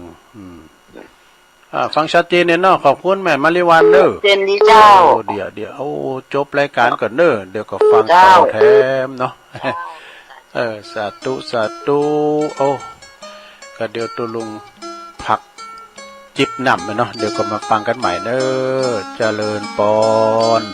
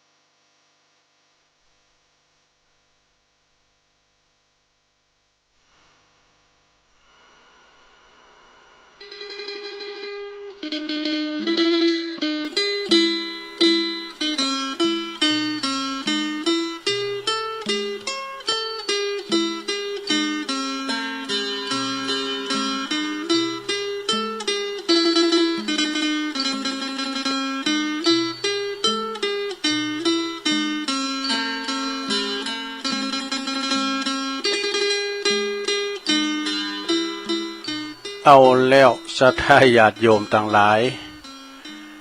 มาปบมาปะกันช่วงที่สองสุดท้ายเนาะก็จะเล่านิทานให้ศรัทธาได้ฟังให้ศรัทธาได้ว่าอันนี้เป็นนิทานเก่าแล้วมาปัดฝุ่นเนอะ ก็คือมันมีคติธรรมนะฟังเอาโมนเนอะศรัทธาเนาะก็ต้องขอบคุณศรัทธาเนาะที่เปิ้นได้ติดตามฟังกันในรายการสารธรรมยามบ่ายจะได้แล้วก็ต้องขอบคุณสามเณรเอาหลักปัญโยนันท์พินอย่างยิ่งเนอะที่ได้แตนตุลุงว่าเนาะวันจันทร์ วันจันทร์นี่ก็สามเณรเอาหลักก็อู่เรื่องการสงกรานต์ปีใหม่หลายอย่างทุกความมีคติดีเนอะเปิ้นมีความจำปิ้นเลิศเรื่องเขาแคบขอแตนแล้วหลายอย่างตานขันเข่าขันน้ำกองเจดีย์ทรายหลายอย่างคุณไส้ใส่วัดแล้วก็ศรัทธาก็ไก่มาแล้วเนาะสำหรับมันก่อนที่จะถึงปีใหม่เนี่ยก็วันที่เก่าเนอะศรัทธาวันที่เก่าเนี่ยก็ตั้งคณะสงฆ์ตลอดถึงคืนสีขาวห้องคืนสีขาวก็ตามแล้วโลมหมูนะเปิดจะมีการพิธีประเพณีสุมากาลาวะลดน้ำดำโหครูบาอาจารย์ปรับนักจัดรายการตลอดถึงพระที่ปัจจำคอนโทรลเจ้าหน้าที่ช่างเทคนิคเปิดจะมากันหมดเต็มกว่า30 ปลายเนอะสนาเนอะตั้งเมืองฟังตั้งอันเวงป่าเป่าตั้งลำปางแม่เจียมนี่นะเมืองลี่นี่นะเปิดจะมากันนะสนาเนอะก็มารวมบุญกุศลจะมีคณะจังซอมาซอหึงฟังแม่เอื้องคำ แล้วก็คณะแห่ไปยุกเนี่ยอาจารย์ฟุ้งเขานี่ดอยหล่อซีโนพิธีละเมาเอาใจมีฟอนน้ำไหลคณะเนอะมีไผดีอันดีของดีมาเอามาใจเนาะอย่างน้อยก็มีพี่น้องดาละอ่างนะพี่น้องปะลองเนี่ยเพื่อจะฟ้อนโตกันนี่ติ่นโตกันหลายอันหลายอย่างก็มาพอมาฟังกันเนอะศรัทธาเนอะในวันที่เก่าเมษาเนอะสุมากาลาวะครูบาอาจารย์นะตลอดถึงว่าเฮามีประเพณีเฮามากินมาตานกันเอาละเนาะศรัทธาญาติโยมต่อไปตุลุงจะเล่านิทานเนอะนิทานตุ๊กตาอยากจุนนะ ปีกติเตือนอกเตือนใจปิ้นจะใดนะตุ๊กตาอยากจุนขอเข้ามาถึงวันก็มาเยี่ยมขึ้นสักเตยนะได้ก็เตาเก่า ลองฟังก่อนเนอะศรัทธาปัดฝุ่นใหม่เนอะในการละครั้งหนึ่งเนี่ยก็มีคุณตุ๊กตาขอทานอยากไล่เข็นใจอยู่คนหนึ่งเนอะเปิ้นไปขอเข่าเปิ้นถึงวันขอเข่าขอทานนี่นะวันนี้ไม่พิพกพันเนจรไปขอเข่าตั้มบันน้อยเมืองใหญ่บางวันก็ได้บางวันก็ไม่ได้บางวันปรากฏจุ้ยหมาไหล มันถึงมีแล้วเนาะก่อนนี้ยาจกมันมีด้วยนะเปิ้นปาถุงไว้นั่นน่ะซักไม่เต่านุ่งเถอปุ๊ดเสือขาดมาแล้วมาอยู่ตะหมูปืออันดูโหนะพ่อขอเข้าหน่อยเต้อเฮาก็ยังหันอยู่น้ำก่อนนะบ่ลุกตอนในเมืองมานะแล้วก็เปิ้นก็เอาถุงไว้นี่ถุงผ่าไฟเมืองเนี่ยนะก่อนนี้เปิ้นจะขอจะตั้งถูกไปขอเข่าได้เนี่ยเอาก็ตากเอาเจอก่อยแม่นานเอาเข่าไปคุณเท่าไปเขาก็เอาจอกตากไปพอนเขาก็แป้งเนาะเขาก็เขาหุ้งกันเลยเอาไปตากขึ้นแล้วก็เอาไปใส่ในถุงอย่าเข้าไปใส่ข้าวบาตรนั่นกันแล้วเปิดปันป้อนนะคุณเท่าก่อนนี่เปิ้นปันป้อนเนอะคุณที่เปิ้นขอเขานะไปทำเอิญเนี่ยค่ะอันนั้นตอนนั้นจะเฮินเฮานะเฮาก็ไปหมอนั้นมันก็ลังเต็ดภูมิปอมันก็เต็ดภูมิอ่ะแหงบอกว่าขาเพราะแบก ไม่ว่าเมื่อนี่ว่าอีไปชอบหับจางเอาว่าไอ้เอาใจให้หวามปอมันก็ว่าเต็ดภูมิอยู่ดีๆในการละครั้งหนึ่งเนี่ยสถานเนี่ยมีขอต้านคนหนึ่งอยากไล่เข็นใจไปขอเข่าอยู่ถึงวันการละครั้งหนึ่งนั่นน่ะขอต้านคนนี้น่ะมันก็ไปขอเข่าชีวิตเหมือนคุณปกตินะเพราะฉะนั้นเขาจึงได้ไปขอสะเบงกลางนะมันไปขอแล้วมันมากักตุ้นไว้น่ะขอท่านนี่นะไปขอต้านแล้วก็สะเบงกลางขอบคุณน่านฟ้าเรดิโอเป็นวันลิงก์แล้วนะครับไปดอกขอบคุณน่านฟ้าลูกนิรันดร์ปันดอนตองไป เป็นลิงสัญญาณไปละเนอองค์ขลุนในเมืองเนอแม่โนนเขาแม่พินเขาฟังเนาะ ลิงแล้วจะนอนละไอ้วะเปิดเขียนมาตายมากักตุ้นว่าเนอสะเบงกลางในขอเข้ามากักตุ้นไว้มาหลายปีว่ะดูยุ่งเขาของเขาในก็มีติ้มไปด้วยเขาแล้วก็เขาเลิ้นนิดหน่อยว่าเฮ้ยย่านเขาของเขาเนี่ยขอมาหลายปีแล้วเลิ้นนิดหน่อยเขาก็จึงบ้าเข้าใจว่าทำไมถึงเป็นเช่นนี้เขาจึงตัดสินใจค้นหาสาเหตุนะก็เขาก็ไปขอสอบมาถึงวันเอามาเพราะว่าถึงวันนี้เฮ้ยมีเตาเก่าไอ้น่ะณคืนหนึ่งแน่อยู่มีอันอยู่คืนหนึ่งนะเขาก็จึงแอบอยู่มุมห้องเนี่ยขณะคุณตุงนะอยู่มุมห้องของบ้านแล้วก็จ้องไปที่สะเบงเขานะในที่สุดเขาก็หันไอ้เจ้าหนูตัวนี้ดูหนูตัวใหญ่มันมาขโมยกินสะเบงเขาของเขาก็เลยโคตรเกลียดขนาดปีนั้นมากตะโกนออกไปว่าเจ้าหนูตะโกนออกไปตีเจ้าหนูว่าบ้านคุณรวยของกินไม่ปวดเลยปวดเตยยังไปกินยังไปซอกินเฮาในคนตุกเริ่มช้างมากินของเขาไปขอมานะไอ้หนูแกทำไมยังไปขอยังไปซอเอากินที่คุณอาหารดีๆที่คุณตุกบุญทำมากินเขาที่ขากักตุ้นไว้ประมาณนั้นนะมันเดือดนะความลำบากเจ้าหนูนั่นก็เลยอู้ขึ้นว่าก่อนในหนูบนอู้ใดเนาะเจ้าหนูจึงพูดขึ้นว่าจัตตาของเจ้านี่นะมีข่าวสารไว้แค่80ดาวนาเดอร์สคอมาปิ้นว่าเลิกได้กับ80นั่นวะนะเดินทางหือโทลาก็บ่สามารถที่จะมีเข่าครบถังหลอกแล้วมันได้ครบถังวะจะได้แค่80นั่นวะขอต้านจึงถามเจ้าหนูทำไมถึงเป็นเช่นนั้นเจ้าหนูก็ตอบว่าข้าก็บ่ฮู้เหมือนกันถ้าเจ้าใครฮู้ก็ไปถามพระพุทธเจ้าเด้อว่าไปถามพระพุทธองค์ดูสิเนี่ย ไอ้เจ้าขอต้านนางจึงตัดสินใจที่จะเดินทางไปทางทิศตะวันตกเพื่อจะไปถามพระพุทธเจ้าว่าสาเหตุอันเกิดอย่างเนี้ยทำไมชะตาของข้าถึงเป็นอย่างเนี่ยมันก็กำไผกำมันบางคนสปายทุงขอบางคนนั่งอยู่ออฟฟิศบางคนนั่งอยู่ห้องแอร์คุณเฮาสร้างบุญสร้างกรรมมาบ่เหมือนกันเนาะบางคนก็เป็นคนทุพพลภาพนี่ตามกรรมไผกรรมมันอย่างตุลุงว่ากรรมมุนาวัตติโลโกสัตว์โลกต่างหลายก็ยอมปีนไปตามกรรมนะลงเน้อการเฮาแต่ลุงพยาธิอันใดก็ไม่ต้องไปคืนยะนะก็ทำใจนะลุงเจ็บหัวเข่าก็ทำใจเจ็บขิวก็ทำใจเจ้าขอต้านก็เดินทางไปเขาก็จะไปขอต้านระหว่างทางนะจะไปเฝ้าพระพุทธเจ้าแล้วก็ขอต้านไประหว่างทางขอต้านเหลียไลไปเดินทางไปไกลมากว่ะมีอยู่หันวันหนึ่งเขาเดินไปจนฟ้ามืดจนมืดตึกจึงไปปะบ้านคนหลังหนึ่งเนี่ยรีบเข้าไปเคาะประตูไปต่อยประตูบนกอกไอ้น่ะ มีปอบานเดินออกมาถามว่ามีเรื่องอะไรหรือ เขาก็จึงบอกปอบานว่าขอกินข้าวหน่อยเด้อข้าอยากกินข้าวเนี่ยพอดีบ้านหลังนั้นเป็นบ้านเศรษฐีว่ะพอดีเศรษฐีเขาเป็นเจ้าของบ้านก็ออกมาหันว่าเขาออกมาหันเขาแล้วเนาะเลยถามขอทานว่ามืดอย่างอี้แล้วเจ้าทำไมจะเดินไปที่ไหนอีกนะขอทานหลังจากกินข้าวอิ่มแล้วเนาะขอทานก่อนเราจัตตาชีวิตให้เศรษฐีฟังบอกว่าจะไปถามเหตุผลกับพระพุทธองค์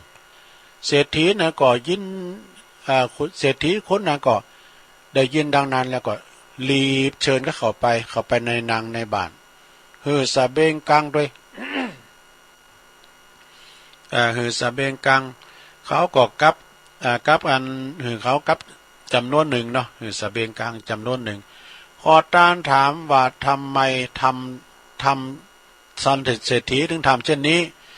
ท่านเศรษฐีก็จึงเล่าเหตุผลให้ฟังว่าข้าก็มีลูกสาวอยู่คู่หนึ่งนะ ลูกสาวของข้านี่ก็อายุ16 ปีแล้วแต่ไม่พูดไม่ได้ ลูกสาวเปิดอายุ16 ปีแล้วก็มาอู่บาจ้าเนี่ยนะเพราะว่าเป็นคุณใบความใจก็ไอ้นะโอ้ท่านจะไปเข้าเฝ้าพระพุทธเจ้าข้าก็ขอร้องนะเจ้าช่วยถามเหตุผลกับพระพุทธองค์โดยว่าเศรษฐีโดยว่าเศรษฐีเคยสาบานว่าถ้าไผนะถ้าไผก็ตามคุณตุคุณพานไล่เข็นใจก็ตามทำให้ลูกสาวของข้าพเจ้าอู้ได้ข้าพเจ้าก็จะยกลูกสาวให้เปิ้นแต่งงานไปเลยเขาก็จะได้ลูกสาวแต่งงานกับคนนั้นนี่นะพอต้านได้ฟังเช่นนั้นแล้วก็เกิดวันไหนเขาก็จะไปเข้าเฝ้าพระพุทธเจ้าแล้ว เขาสมาในหลวงเนี่ย ไหนเขาก็จะไปเข้าเฝ้าพระพุทธเจ้าแล้วเขาก็จะถือโอกาสจวยถามเหอเนอะทานเศรษฐีเนอะจะจวยถามเหอแล้วก็รับปากจะถามเหอ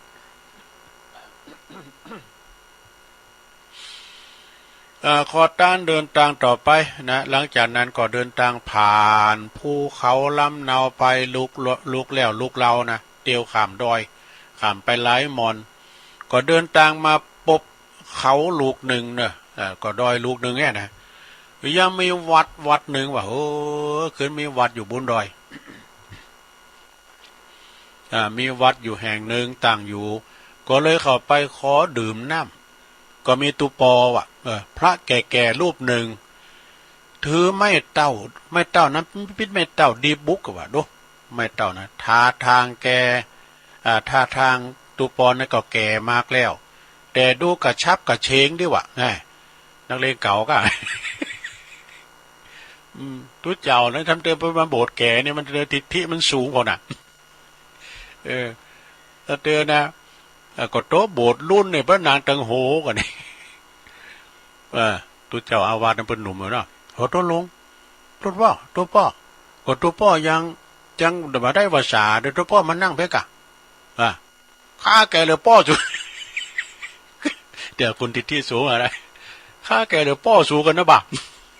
มันนักเลงเก่าดูพ่อเป็ดต่างสูตรก็สูตรเหมือนเปิ้นกุศลธรรมากุศลธรรมาโมกขลากุมภามินมันเอาไปเลยมันมาเหมือนกันนะเว้ยมันใจบาลีนี่โมกขลากุมภามินาผูกมาทำละสูตรไปก่อนนะกุศลธรรมากุศลธรรมาเอาสังกูมาผมได้ความเลยนอกเรื่องละนอกตังท่าทางแก่แล้วเน้อตุปอเนี่ยนะแต่ดูกระชับกระเฉงแข็งแรงดีถึงแม้ว่าจะเป็นพระชราก็เอาน้ำให้เขาดื่มว่ะแน่พอน้ำดื่มในรถพระชราตุลุงแก่เนี่ยเปิดก็เอาน้ำให้แล้วบอกเขาว่าพักผ่อนสักครู่กันเนอะพักผ่อนก่อนแล้วก็ถามเขาว่าจะไปไหนปอออกจะไปไหนอุบาสก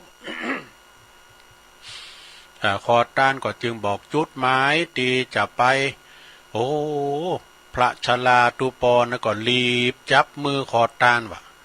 จับมือคอต้านไว้แล้วก็อู้ขึ้นว่าข้าขอร้องเด้อตุปอขอร้องเถอะตุปอต้องจอยท่านต้องจอยถามพระพุทธองค์ว่าหน่อยเด้อว่าขาดทำไมเขาชาญไปฝึกฝนมา500 ปีกว่าแล้ววะดู500 กว่าปีว่าไปฝึกชาญมานะแล้วทำไมลักแล้วตามลักเนี่ยค่ะคนจะขึ้นสวรรค์แล้วไอ้วะทำไมยังบินขึ้นบ่ได้ขอต้านก่อนเลยหับปากพระชราแน่ก็ปั๊มเป้งปรมีมา500 กว่าปียังไม่ได้ขึ้นสวรรค์เลยดูเนาะเดี๋ยวมันเป็นอย่างนั้นแหละข้าพเจ้าจะไปบอกจะไปถามเหมือนทุกปอเนยหลังจากนั้นนี่ฟังอีกเก้ได้ตุกตะอยากโจรคอต้านนั้นก็เดินทางไปตั้งหน้าผ่านหนทางทั้งห้วยทั้งน้องคลองบึง ผ่านอุปสรรคนานาประการในการเดินทางขอต้านก็มาถึงหิมฝั่งแม่น้ำสายหนึ่งเนอะแม่น้ำนี่ก็บ่มีเฮอสักลำน่าจะข้ามไปฝั่งกำนาจะข้ามไปได้อย่างได้ขอต้านก็ร้อนลนใจจะทำอย่างได้ดีเดี๋ยวเนี่ยจะมีปัญญาอย่างได้ดีจะข้ามน้ำได้ขอต้านก็ร้องไห้ว่าโอ้ไห้หันโง่จะแล้วก็ว่าหรือว่าชีวิตข้านี่จะต้องลำบากเช่นนี้หรือทันใดนั่นเองก็ยังมีเต่ายักษ์ตัวหนึ่งเต่ายักษ์ตัวนี้แก่ตัวเต่ายักษ์เท่าตัวหนึ่งโผล่ออกขึ้นมาจากน้ำเต่าก็เลยภาษาคุ้นใดถามขอต้านว่าทำไมมาที่นี่หรือทำไมขอต้านก็เล่าเรื่องตังมดให้เต่าฟังเต่าแก่เต่าเท่ากับอันเขาว่าข้าก็ได้ฌานปฏิบัติ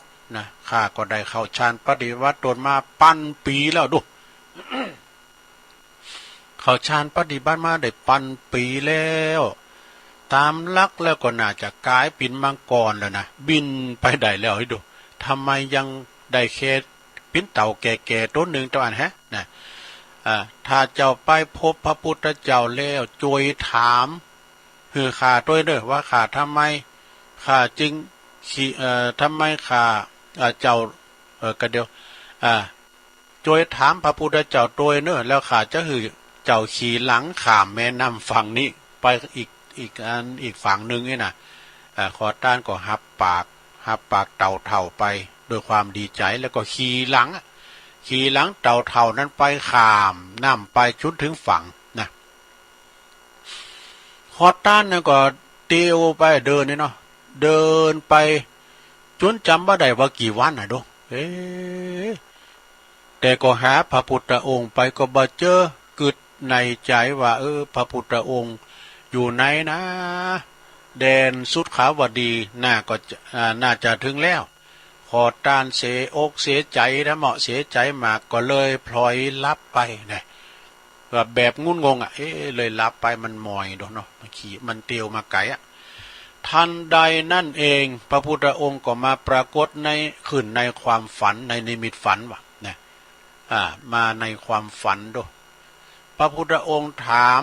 ขอต้านว่าเจ้ามาไกลขนาดนี้แล้วน่าจะมีคำตอบน่าจะมีคำถามอย่างที่สำคัญใช่ไหมใจแล้วพะยะครับพะยะขายเนาะใจแล้วข้าน้อยนี่มีคำถามนี่จะก็มีของข้าน้อยมีตีเปิ้นฝากถามมาก็มีถามว่าจะได้ลายคำถามหวังว่าท่านจะอธิบายให้ข้าน้อยได้เข้าใจได้พระพุทธองค์ก็เลยตอบว่าได้สิแต่มีเงินไขเนอะมีเงินไขดำแล้วมีเงินไขนะถามได้สูงสุดแค่3 กรัมเนอะ3 กรัมแถม3 กรัมต่ออันเพราะว่าบอกเคยมีไผมาถามเกิน3 คำถามมาก่อนขอทานก็เลยตกลงกึดในใจว่าข้าจะถามคำถามไหนดีนะขอทานก็หูซึกว่าคำถามของตนเองเนี่ยบัจจัยมีความสำคัญเลยแต่ว่าเจ้าเต่าแก่ต้นหนึ่งนะเขาชาญมาได้ปันปีเนี่ยดูถึงปันปีปัญหาบนเรื่องเขากันนะปันปีแล้วก็บัจจัยเรื่องง่ายเลยถามคำถามนี้น่าจะเอามาลองถามดูก่อนจะถามเรื่องปัญหาเต่าก่อนนะแล้วก็พระชราเหรอตูปอเถ่านะเหรอตูปอทาสุมาดูปอได้แล้วดูคำถามของตูปอทาเราดูรู้ปฏิบัติมา500 ปีก็ยังลำบากอยู่คำถามเขาก็คงจะเอาไว้ที่รุ่นเอาทั้งตูปอทาก่อนแล้วก็ท่านเศรษฐีลูกสาวบนมีน่าสงสารยิ่งหนักก็บ่ได้มา16 ปีย่ำปากเลยดูคำถามของเขาก็น่าจะถามดูขอท่านก็จึงบัลลังก์เลก็เลยถามดูข้อที่1พระพุทธองค์ก็ได้ตอบว่าสำหรับเต่าเท่านั้นนะมีปัญหาอย่างปั๊มเป้งมาได้ปันปีย่ำปินมังกรบินได้ เพราะว่าหยังพระพุทธองค์ตอบว่าเต่าเท่าเต่าแก่นั้นบ่ยอมสละกระดองของมันว่าบ่สละกระดองของมันน่ะนะอ่องเต่าน้อยอ่องคำนะกันเนาะก็เลยบ่สามารถกลายเป็นบางก่อนได้ในกระดองของเต่านั้นมีไข่มุกลาตรีอยู่24เม็ดกันเด้อนะถ้ามันยอมสละกระดองมันก็จะกลายเป็นมังกรได้นี่ข้อที่หนึ่งนะของเต่าเท่าคำถามข้อที่สองท่านตอบว่าตุปอทาอันพระชลานะถือไม่เต้าวิเศษตึงวันมีความโหงแหนปิ้นยิ่งหนักในใจพะวงแต่ไม่เท่านั่นแหละนะว่าปิ้นของวิเศษบัจใจ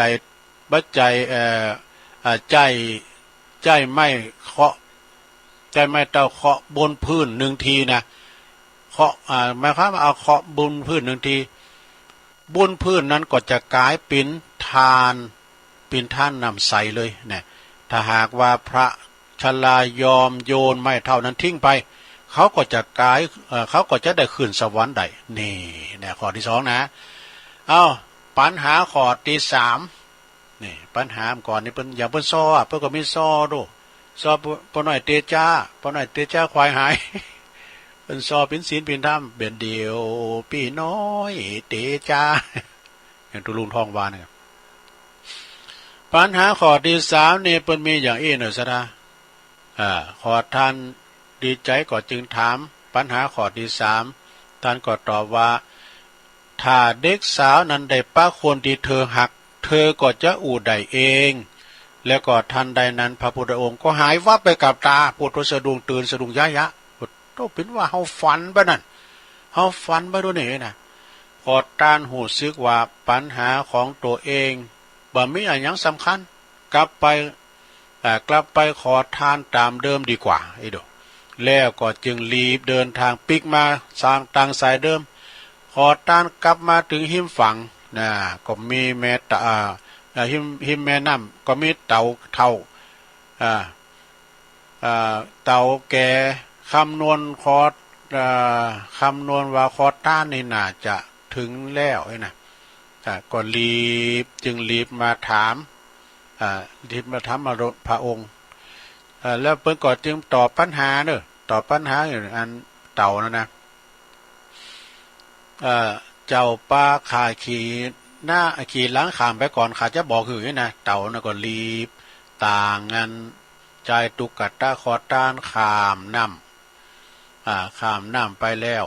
เต่าก็เต่าปลาคอต้านขามน้ำไปแล้วนะคอต้านก็เล่าสาเหตุให้ฟังว่าเต่าฟังแล้วเข้าใจทันทีโอ้แต่กะนอกขาหังบัดสละกะดองอองเต่านี้นะข้าก็เลยสละอองเต่าแล้วก็คอต้านก็อูว่าในนี้มีไข่มุกอูกับคอต้านนะในนี้มีไข่มุกที่หาและกาที่หาที่สุดบ่ได้มีไข่มุกอยู่ไข่มุกลาตรี24เม็ดกันเด้อเป็นของตีหากาบ่ได้เลยเนอะสำหรับข้านี่บ่มีประโยชน์ละข้าก็ขอยกให้เจ้าก็แล้วกันนี่เต่าแก่เท่าต้นนั้นก็กลายเป็นมังกรบินเหินขึ้นสู่บุญอากาศนี่เป็นนี่หรอกขอท่านก็ได้ไข่มุกลาตรีอันหากาบ่ได้24เม็ดก่อน แล้วก็ฟ้าวเดินทางปิกมาบนเขานะไปป้าใส่ตูปอทาพระชลานะพระชลาก็รีบถามไปได้ปอออกพระพุทธองค์ว่าฮือพองบนบอกว่าฮือพองไอ้น่ะผมฟ้าวถามว่าท่าน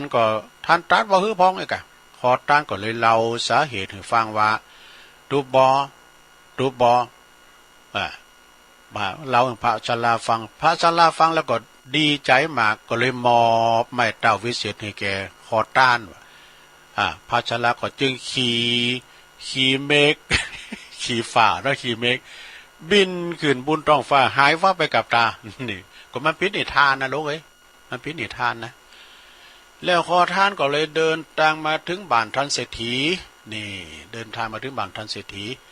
ทันใดนั้นเอง มีสาวน้อยวิ่งเข้ามาแล้วก็ตะโกนดังเสียงหลานว่า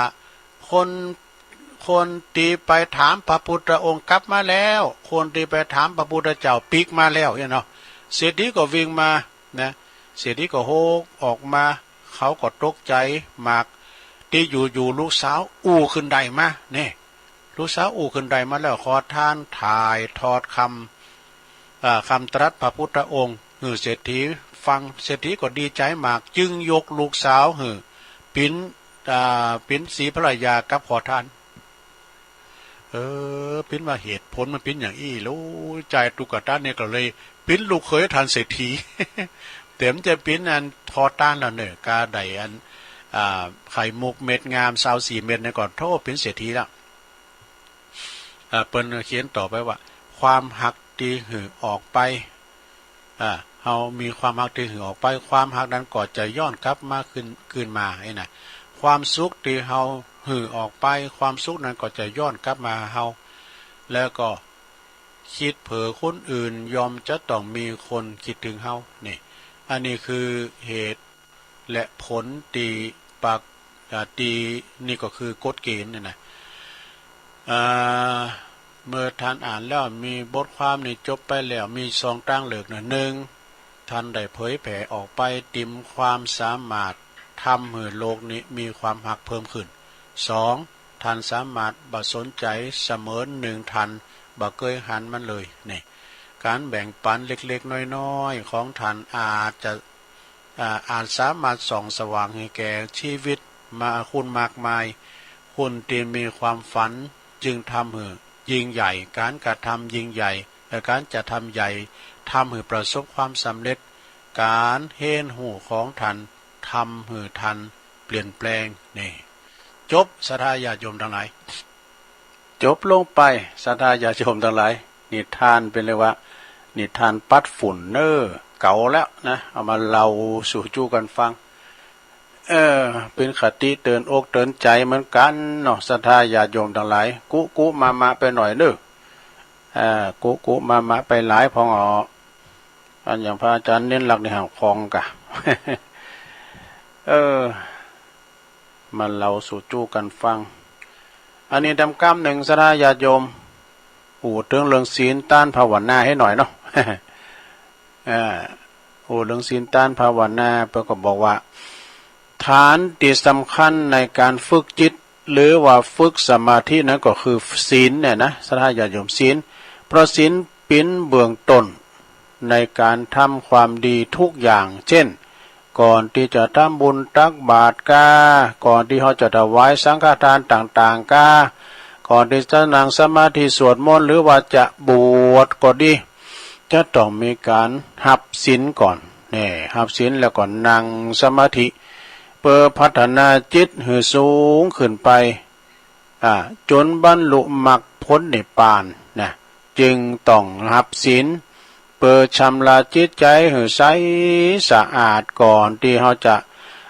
ตามลำดับของไตรสิกขาคือศีลสมาธิปัญญาก็เป็นว่าศีลสะอาดนั่งสมาธิจิตนิ่งปัญญาเกิดเหมือนกับคุณเฮาเนี่ยศรัทธาญาติโยมก่อนที่เขาจะออกจากบ้านจากจ้องไปทำการทำงานดังนอกบ้านก็ดีเนาะจะต้องอาบน้ำชำระล้างร่างกายให้สะอาดก่อนหากว่าเขาไปทำงานโดยบาปน้ำนี่ก็มันก็บาสดชื่นแจ่มใสงานของเขาก็บาลาบลื่นนี่นะเป็นแต่จึงศีลก็จึงเป็นเสมือนการเฮาชำระนะล้างจิตล้างใจให้ใสสะอาดนั่นเองนะพระพุทธเจ้าเพิ่นทรงตรัสไว้ในข้อนี้ว่าศีละปริภาวิโตสมาธิมหาพโลโหติมหานิสังโสแปลว่าสมาธิมีผลหนักได้ผลเร็วมีอานิสงส์หนักเพราะศีลรักษาศีลให้บริสุทธิ์เมื่อมี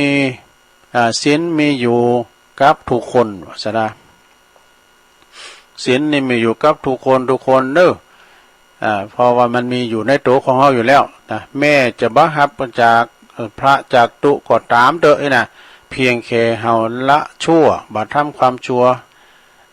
ก็คือถือว่าเฮารักษาศีลแล้วให้จบซะได้ญาติโยมอันนี้ก็เป็นอันคติธรรมอาจารย์ประครูอภิวัฒนวิกรมสูงมาเด้อสถาแม่ทองคำที่วงคำสูงมาแถมก็มีอันนี้แถมอย่างนึงเด้อเปิ้นเรียกว่าเพียงวาจาพาวิบากกรรมมาได้นี่เป็นจะได้ลองฟังว่าเด้อคนที่ชอบด่าหรือว่าใส่ร้ายรวมถึงอู่บดีกับคนอื่นกรรมจะตามมาเร็วมากว่ะนะกรรมจะตามมาเร็วมากกรรมตั้งวาจาเป็นกรรมนักที่จะต้องละความระมัดระวังอย่างมากที่สุดอย่างหนึ่งเด้อนะแล้วก็เปิ้นว่าแม่แต่พระพุทธเจ้าของเฮานี่ทรงระบุว่า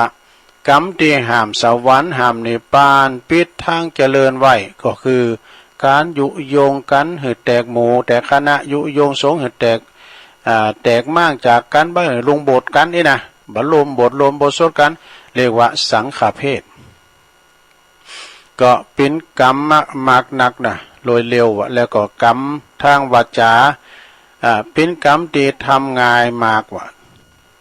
แต่คนเฮามักจะบ่ฮู้ว่าผลของกรรมจะส่งผลให้แห้งเมื่อใดบางคนเพียงแค่อู่บดีกับผู้อื่นก็อาจจะเป็นเหตุถึงโขดเกตกันชั่วชีวิตก็ว่าได้ฟังแล้วสำเตือก็ฮิตกันโขดกันนี่นะบางรายกรรมอู่เพียงบ่กี่กรรมนะก็ทำเหอะบ่อู่กันไปหลายปีว่ะดูปากหอพอหนาก็ไปหลายปีนะนอกจากนั้นแล้วยังเป็นเหตุให้ขึ้นลงขึ้นศาลก็มีนะหรือว่าทะเลาะวิวาทกันจนถึงฆ่ากันตายก็มีนะเกี่ยวกับวาจาเนี่ยนะเพราะว่ากรรมอูตีบอดีเป็นต้นเหตุก็มีเป็นจำนวนมากมายนะคนตีหมั่นสร้างกรรมตั้งวาจาเสมอผลแห่งกรรมนั้นก็จะแสดงผลออกมานะจะเป็นตีรังเกียจของผู้อื่นคนอื่นบทบังกรรมตีดีทั้งปวง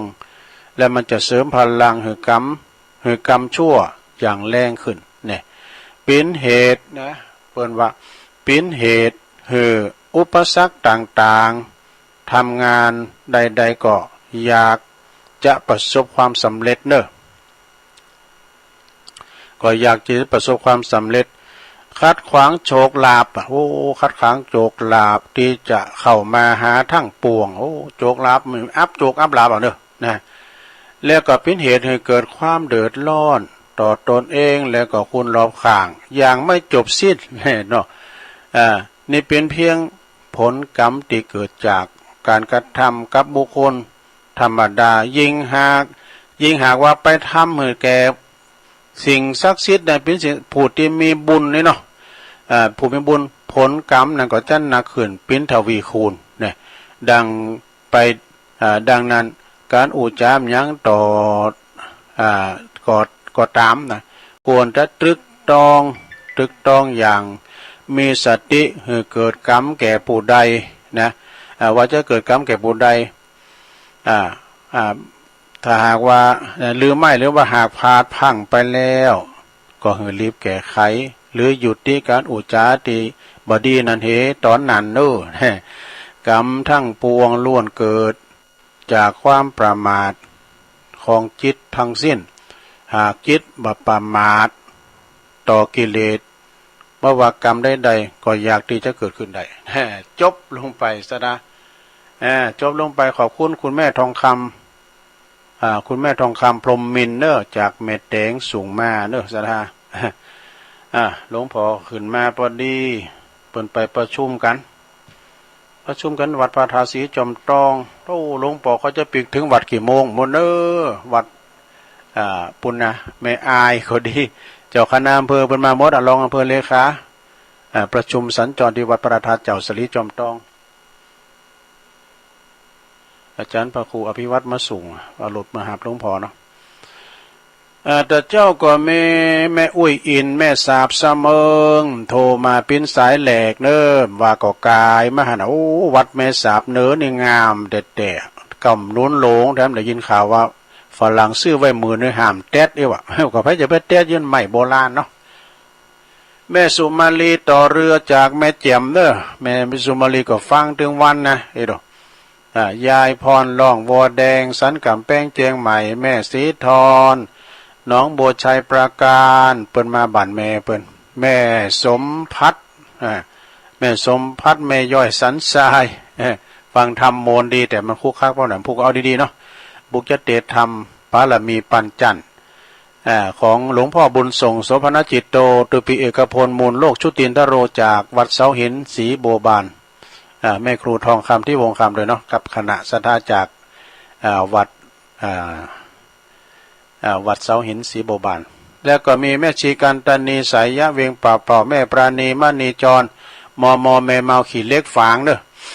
แล้วก็แม่คำปันบุญธรรมจากลำปางแม่มริวันบ้านคายเจ้าได้10สายสนาญาติโยมทั้งหลาย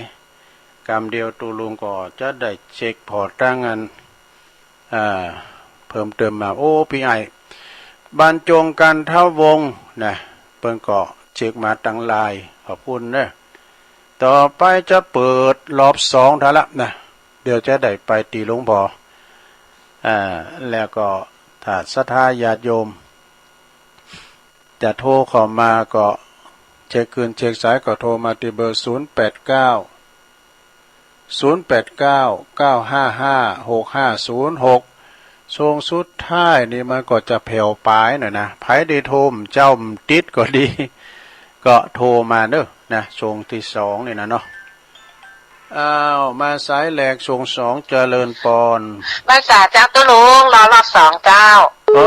แม่สวรรค์เจ้าฟังอยู่นะเจ้าโอ้แม่สวรรค์เจ้าภาษาเจ้าตุลุงเจริญปอนเด้อชัยประการอันนี้ชัยประการมาทำสายเจ้าแม่สีทอนเปิดมาแอวบาทก็เจริญปอนเจริญปอนแม่อยู่ตั้งใดแม่พันนิพาอยู่วงแสงเจ้าบ้านไม่ใจเหนือเจ้าพันนิพาเจ้าฟังตุลุงอยู่ตรงว่านะเจ้าหนักแก่ประคามอยู่โอ้ดีกะเอาใส่เจ้าประคามเจ้าอยู่บ้านเนี่ยก็บ้านไม่ใจเจ้าไม่ใจเหนือหมู่ที่8เจ้าตำบลเวียงนั่นแหละค่ะใกล้ๆพระบาทอุดมบุญนั้นนี่จะเลิศได้กะได้เจ้าดีกะดีเจ้านมัสการเจ้าเอาคือกำลังใจตุลุงนะเจ้าโอ้ขอบคุณหลายๆนะแม่เด้อมาเป็นเตือแหลกเนาะโอ้สาธุเจ้าเท่าไหร่เตือนละมันแบบตีมันหมาตานเปิดเนี่ยกับเจ้าการนิติดแล้วนะยินดีหลายนมัสการนะเจ้าปอนแม่พันนิพาเนาะแม่ใจเนอไก่กับวัดพระบาทอุดมนั่นแหละนะก็ขอบคุณเนี่ยที่โทรมาเจริญปอนไม่แต่เจ้าจะลุงแม่พิมพ์เนาะเจ้าแม่พิมพ์ประเดชฟังเจ้าเลยเจ้าต้นใจชัดเจนดีนึกยินดีนะแม่พิมพ์เนอฟังจะป้าน้อยโดยป้าน้อยแม่น้อยป้าน้อยแม่น้อยป้าน้อยเจ้าเดี๋ยวฟังไปดิเด้อป้าน้อยเพิ่นโทรพร้อมกันเด้อฝึกเอาอีกอ่ะจะฟังยังไงเนาะขอบคุณเจ้าสาธุเจ้า0899555656เจริญปอนตูใส่บาตรฟังอยู่เด้อแม่บัวพัดใส่บาตรรวมชัดเจนเด้อถูกนะกุลันจะรู้เฮ้ยไปมุกมาสัก2-3 เมตรเหรอทำมาสัก2เพราะนั่นนั่นเป็นที่4แล้ว2 4แล้วเนาะน่ากะมันตกหลายกะว่าก็มาแต่จะลงเด้อยินดีหลายๆเด้อต้นซ่านฝางเนาะ0899555656เจริญปอนเจ้าแม่อยู่ตั้งใดอยู่แม่แจ่มเจ้าโอ้แม่หยังแม่แดงเจ้าแม่แดงแม่แจ่มไหมเนาะ เจ้าอยู่บ้านเนี้ยแม่แจ่มฮะบุญนาเจ้าบนนาเนาะเจ้าก็ตำบลช่างเครื่องเจ้าคณะตำบลน่ะวัดฐานะเนาะตุลุงเคยไปปล่อยโลงหรือพี่น่ะนะเจ้าปู้บนมนบ้านอันลุงตุพระครูวิบุญเนี่ยเด้อเจ้าพระครูวิบุญนะเจ้าพระครูวิบุญเนี่ยเป็นคนจ้างหลวงพ่อดีด้วยบัดประทานได้หน่อยเจ้าพระครูวิบุญเป็นพิจารณาตำบลช่างเครื่องเนาะเจ้าเดี๋ยวขอบคุณแม่แดงเด้อเจ้าแล้วมันจะแต่เจ้าก่อนแม่ขันเกี่ยวทั้ง3ก็โทรมาเนาะเจ้าเต้นประชากรรมมาเนาะแม่ขันแก้วก็โทรมาอันนี้เป็นเก้าเป็นการแต่แม่ขันแก้วโทรมาแต่หึงเอาแต่เมื่อน่ะก่อนนี่เปิ้นก่อนจะมีไผโทรมาแม่ขันแก้วนี่ก็เป็นคนแรกก็โทรมาแล้วฟังเด้อก้าเจริญปอนเจ้าว่าเจ้าตุลุงแม่นางโอนนะเจ้าฟังเจ้านะฟังเจ้าแล้วเนาะขโมยนะตุลุงนิทานปลำปลาเจ้าแล้วก็ท่านลูกก็มีแต่เนาะน่าค่ะยังก่อนหนึ่งท่านอยู่นะถ้าภาษาตายหน่อยเนาะตัวน้อยนะจะมาจกคนคออ่ะผู้จกคนคอเจ้าก็มันก็ตึมีแต่ก่อนนี่เปิ้นกันเข้าอยากน้ำกันก่อนเนี่ยเปิ้นจะเอาสตางค์ลงกับเปิ้นขอกับอันเข้านั่นนุ่งผ้าพุดผ่านหนาไปนี่นุ่งเตียวพุดกุ่นนี่พุดกุ่นตั้งนานนุ่งเตียวปะเตียวหนาวไปนี่เอาทองสันเดอร์พลปอนปันป้อนนะปซักเต้าเดี๋ยวโกมาเห่าได้หมดเลยบุผ้าหมดเลยก่อนคุณทำไปยิงเนาะคนถ้าพอใจก็มีขอบคุณแม่นาโอนเด้อเจ้าสาธุเจ้าสาธุก่อนนี้มีแต่นะอย่าจกวันนี้โพคนขอนำก่อนนี้เพิ่นจะเยกันเนาะก่อนนี้นะแล้วก็เปิ้นมาขอกันเต้นกันไผแล้วเปิ้นลุงตั้งมาแล้วไปตานก็เข้ากลางเฮิรนเปิ้นมากินข้าวน่ะโธ่ซ้ำได้บุญเด้อนั่นน่ะเปิ้นว่าตานก็เข้ากลางเฮิรนคนลุงป่ามาเจริญปอนแม่อยู่ไหนอยู่ลำปางบ้านบุญเกิดพระบาทพระเจ้าแม่ยังแม่สุชาดาเจ้าสุชาดากันได้อยู่บ้านบุญเกิดเนาะเจ้าบ้านบุญเกิดเจ้าทางอยู่เด้อแม่อยู่อันบ้านแม่ฟังสถานีไหนบุญญาวัฒน์วันนี้บุญญาวัฒน์นะเจ้าโอ้ขอบคุณนั่นโยมอาจารย์แอมเด้อเปิ้นลิงก์สัญญาณไปเนาะจ้าวันนี้ก็วันกลางก็คงจะลิงก์สัญญาณมาทางพี่เด้อครูบาอาจารย์ทั้งปุ่นนะวันนี้อาจารย์เน้นหลักเปิ้นวันนี้วันศีลเปิ้นนำศรัทธาเจริญพระพุทธเปิ้นนั้นภาวนากันเนาะสวดมนต์สวดมนต์กันเนาะสวดมนต์วันนี้วันขอบคุณแม่สุชาดาเด้อเจ้าสาธุพี่น้องลำปางก็ฟังกันหลายนะวันนั้นก็มากันจะหลายเนาะคณะศรัทธาพี่น้องลำปางเปิ้นก็อันมาเตียนวันที่12ที่ผ่านมานะที่วัดศรีเตียนสำนักที่พักสงฆ์เหล่ามนทาทิพย์ตั้งพี่น้องลำปางพี่น้องตังเวงปากเป่าเมืองฝางนี่มาเจอปุ่นวันที่เก่าเพิ่งมาจะมาเนาะแล้วก็พี่น้องตังเมืองลี่นี่มากันเนาะเมืองลี่เต็มตันมาเดี๋ยวก็เข้าหน้าพุ่นพี่น้องตังพวกตังองค์ขลุงในเมืองนี่ก็มากันหลายตังเป็นตาลแตนแก้วก้าในแม่นางเขานะอยู่ตั้งกลางเวียงเชียงใหม่แม่กันดาเขาแม่จันเลื่อนไซแม่เดือนเพ็ญเขานะก็มากันแล้วก็วันที่อันเก่านี้จะเป็นงานบุญใหญ่เปิดจะมาตอบมาหอมกันว่าโทรก็เข้ามาแถม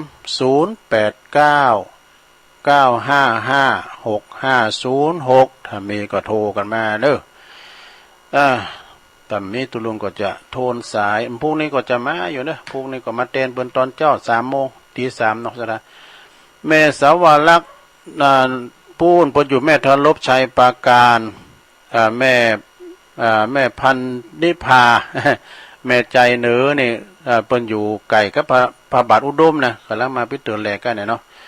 แม่ทิมปาแดดนะอันนี้ก็ปานน้อยก็ฟังด้วยตึงแม่ทิมก่อนเนาะเจริญปอน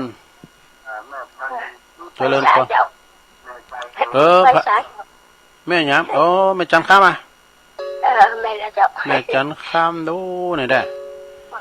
อยู่ละเจ้าแม่จันข้ามนามสกุลเนี่ยก่อแสงบุญจ้ะโอ้นามสกุลจันงามเนี่ยแสงบุญเหรอดูแสงบุญแล้วก็อันอยู่อันบ้านเนี่ยก่ออยู่สันทรายเมืองว่าเนี่ยจ้ะเดี๋ยวเนาะสันทรายดอยสะเก็ดเนาะเจ้าดอยสะเก็ดไม่ฟังเจ้าแล้วเนาะเจ้าต้องเจ้าแล้วโอ้เดี๋ยวขอบคุณหลายๆนะแม่เนอะอายุเท่าไหร่ก่ออายุเท่าไหร่ก่อ83อย่างเขา89แล้วจ้ะโอ้89แล้วดูโอ้120นะแม่เนอะแข็งแรงอยู่นี่ดูโทรมายังใดอยู่นี่เพิ่นกันโทรนะย้ำใดเนี่ยแม่ก็โอ้แม่จันคำท่านเอ้ยอยู่กินไปตามไปในแม่เนอะสาธุโอ้แม่จันคำนี่ก็โทรมา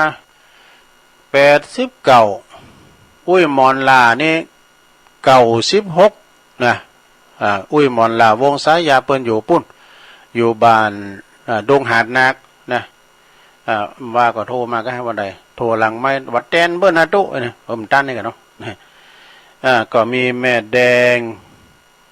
แม่บัวพัดกุหลันด้วยเนอะต้นสานฝางแม่แดงตื่นแม่แดงก่อนน้ำซ้าย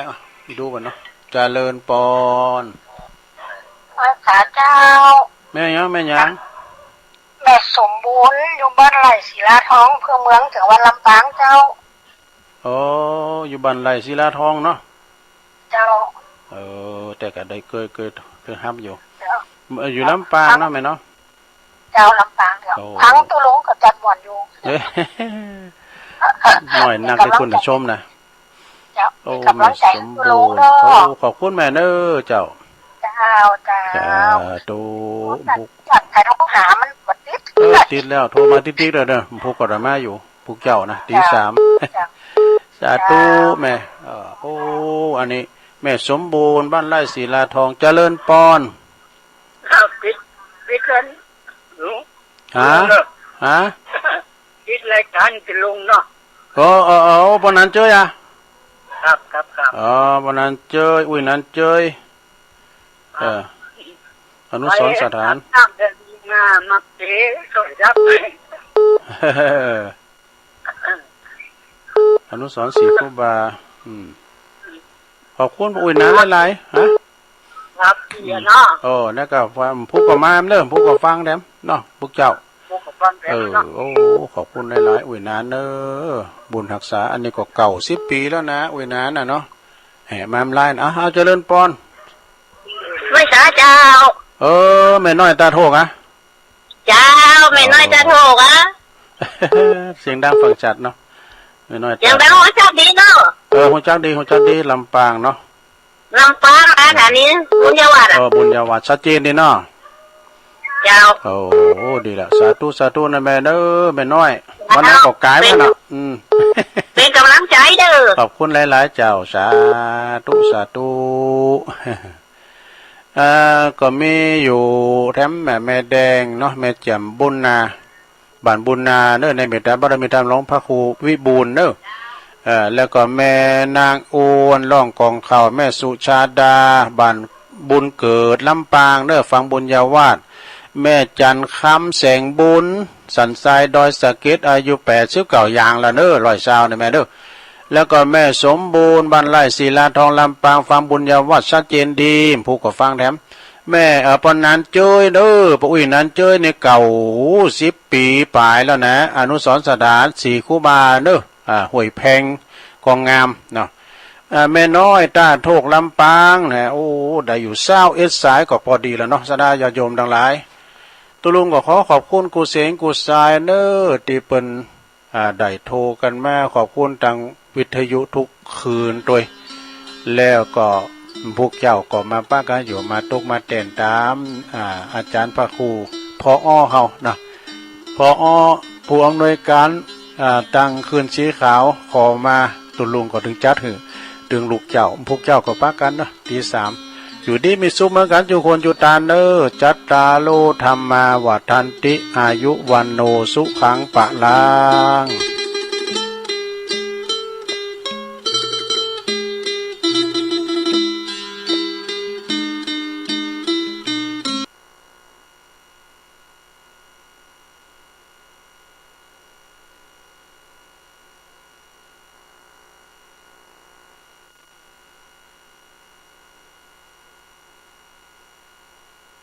อันเนอจัตตาโลธรรมาวัฏันติอายุวันโนสุขังปะลัง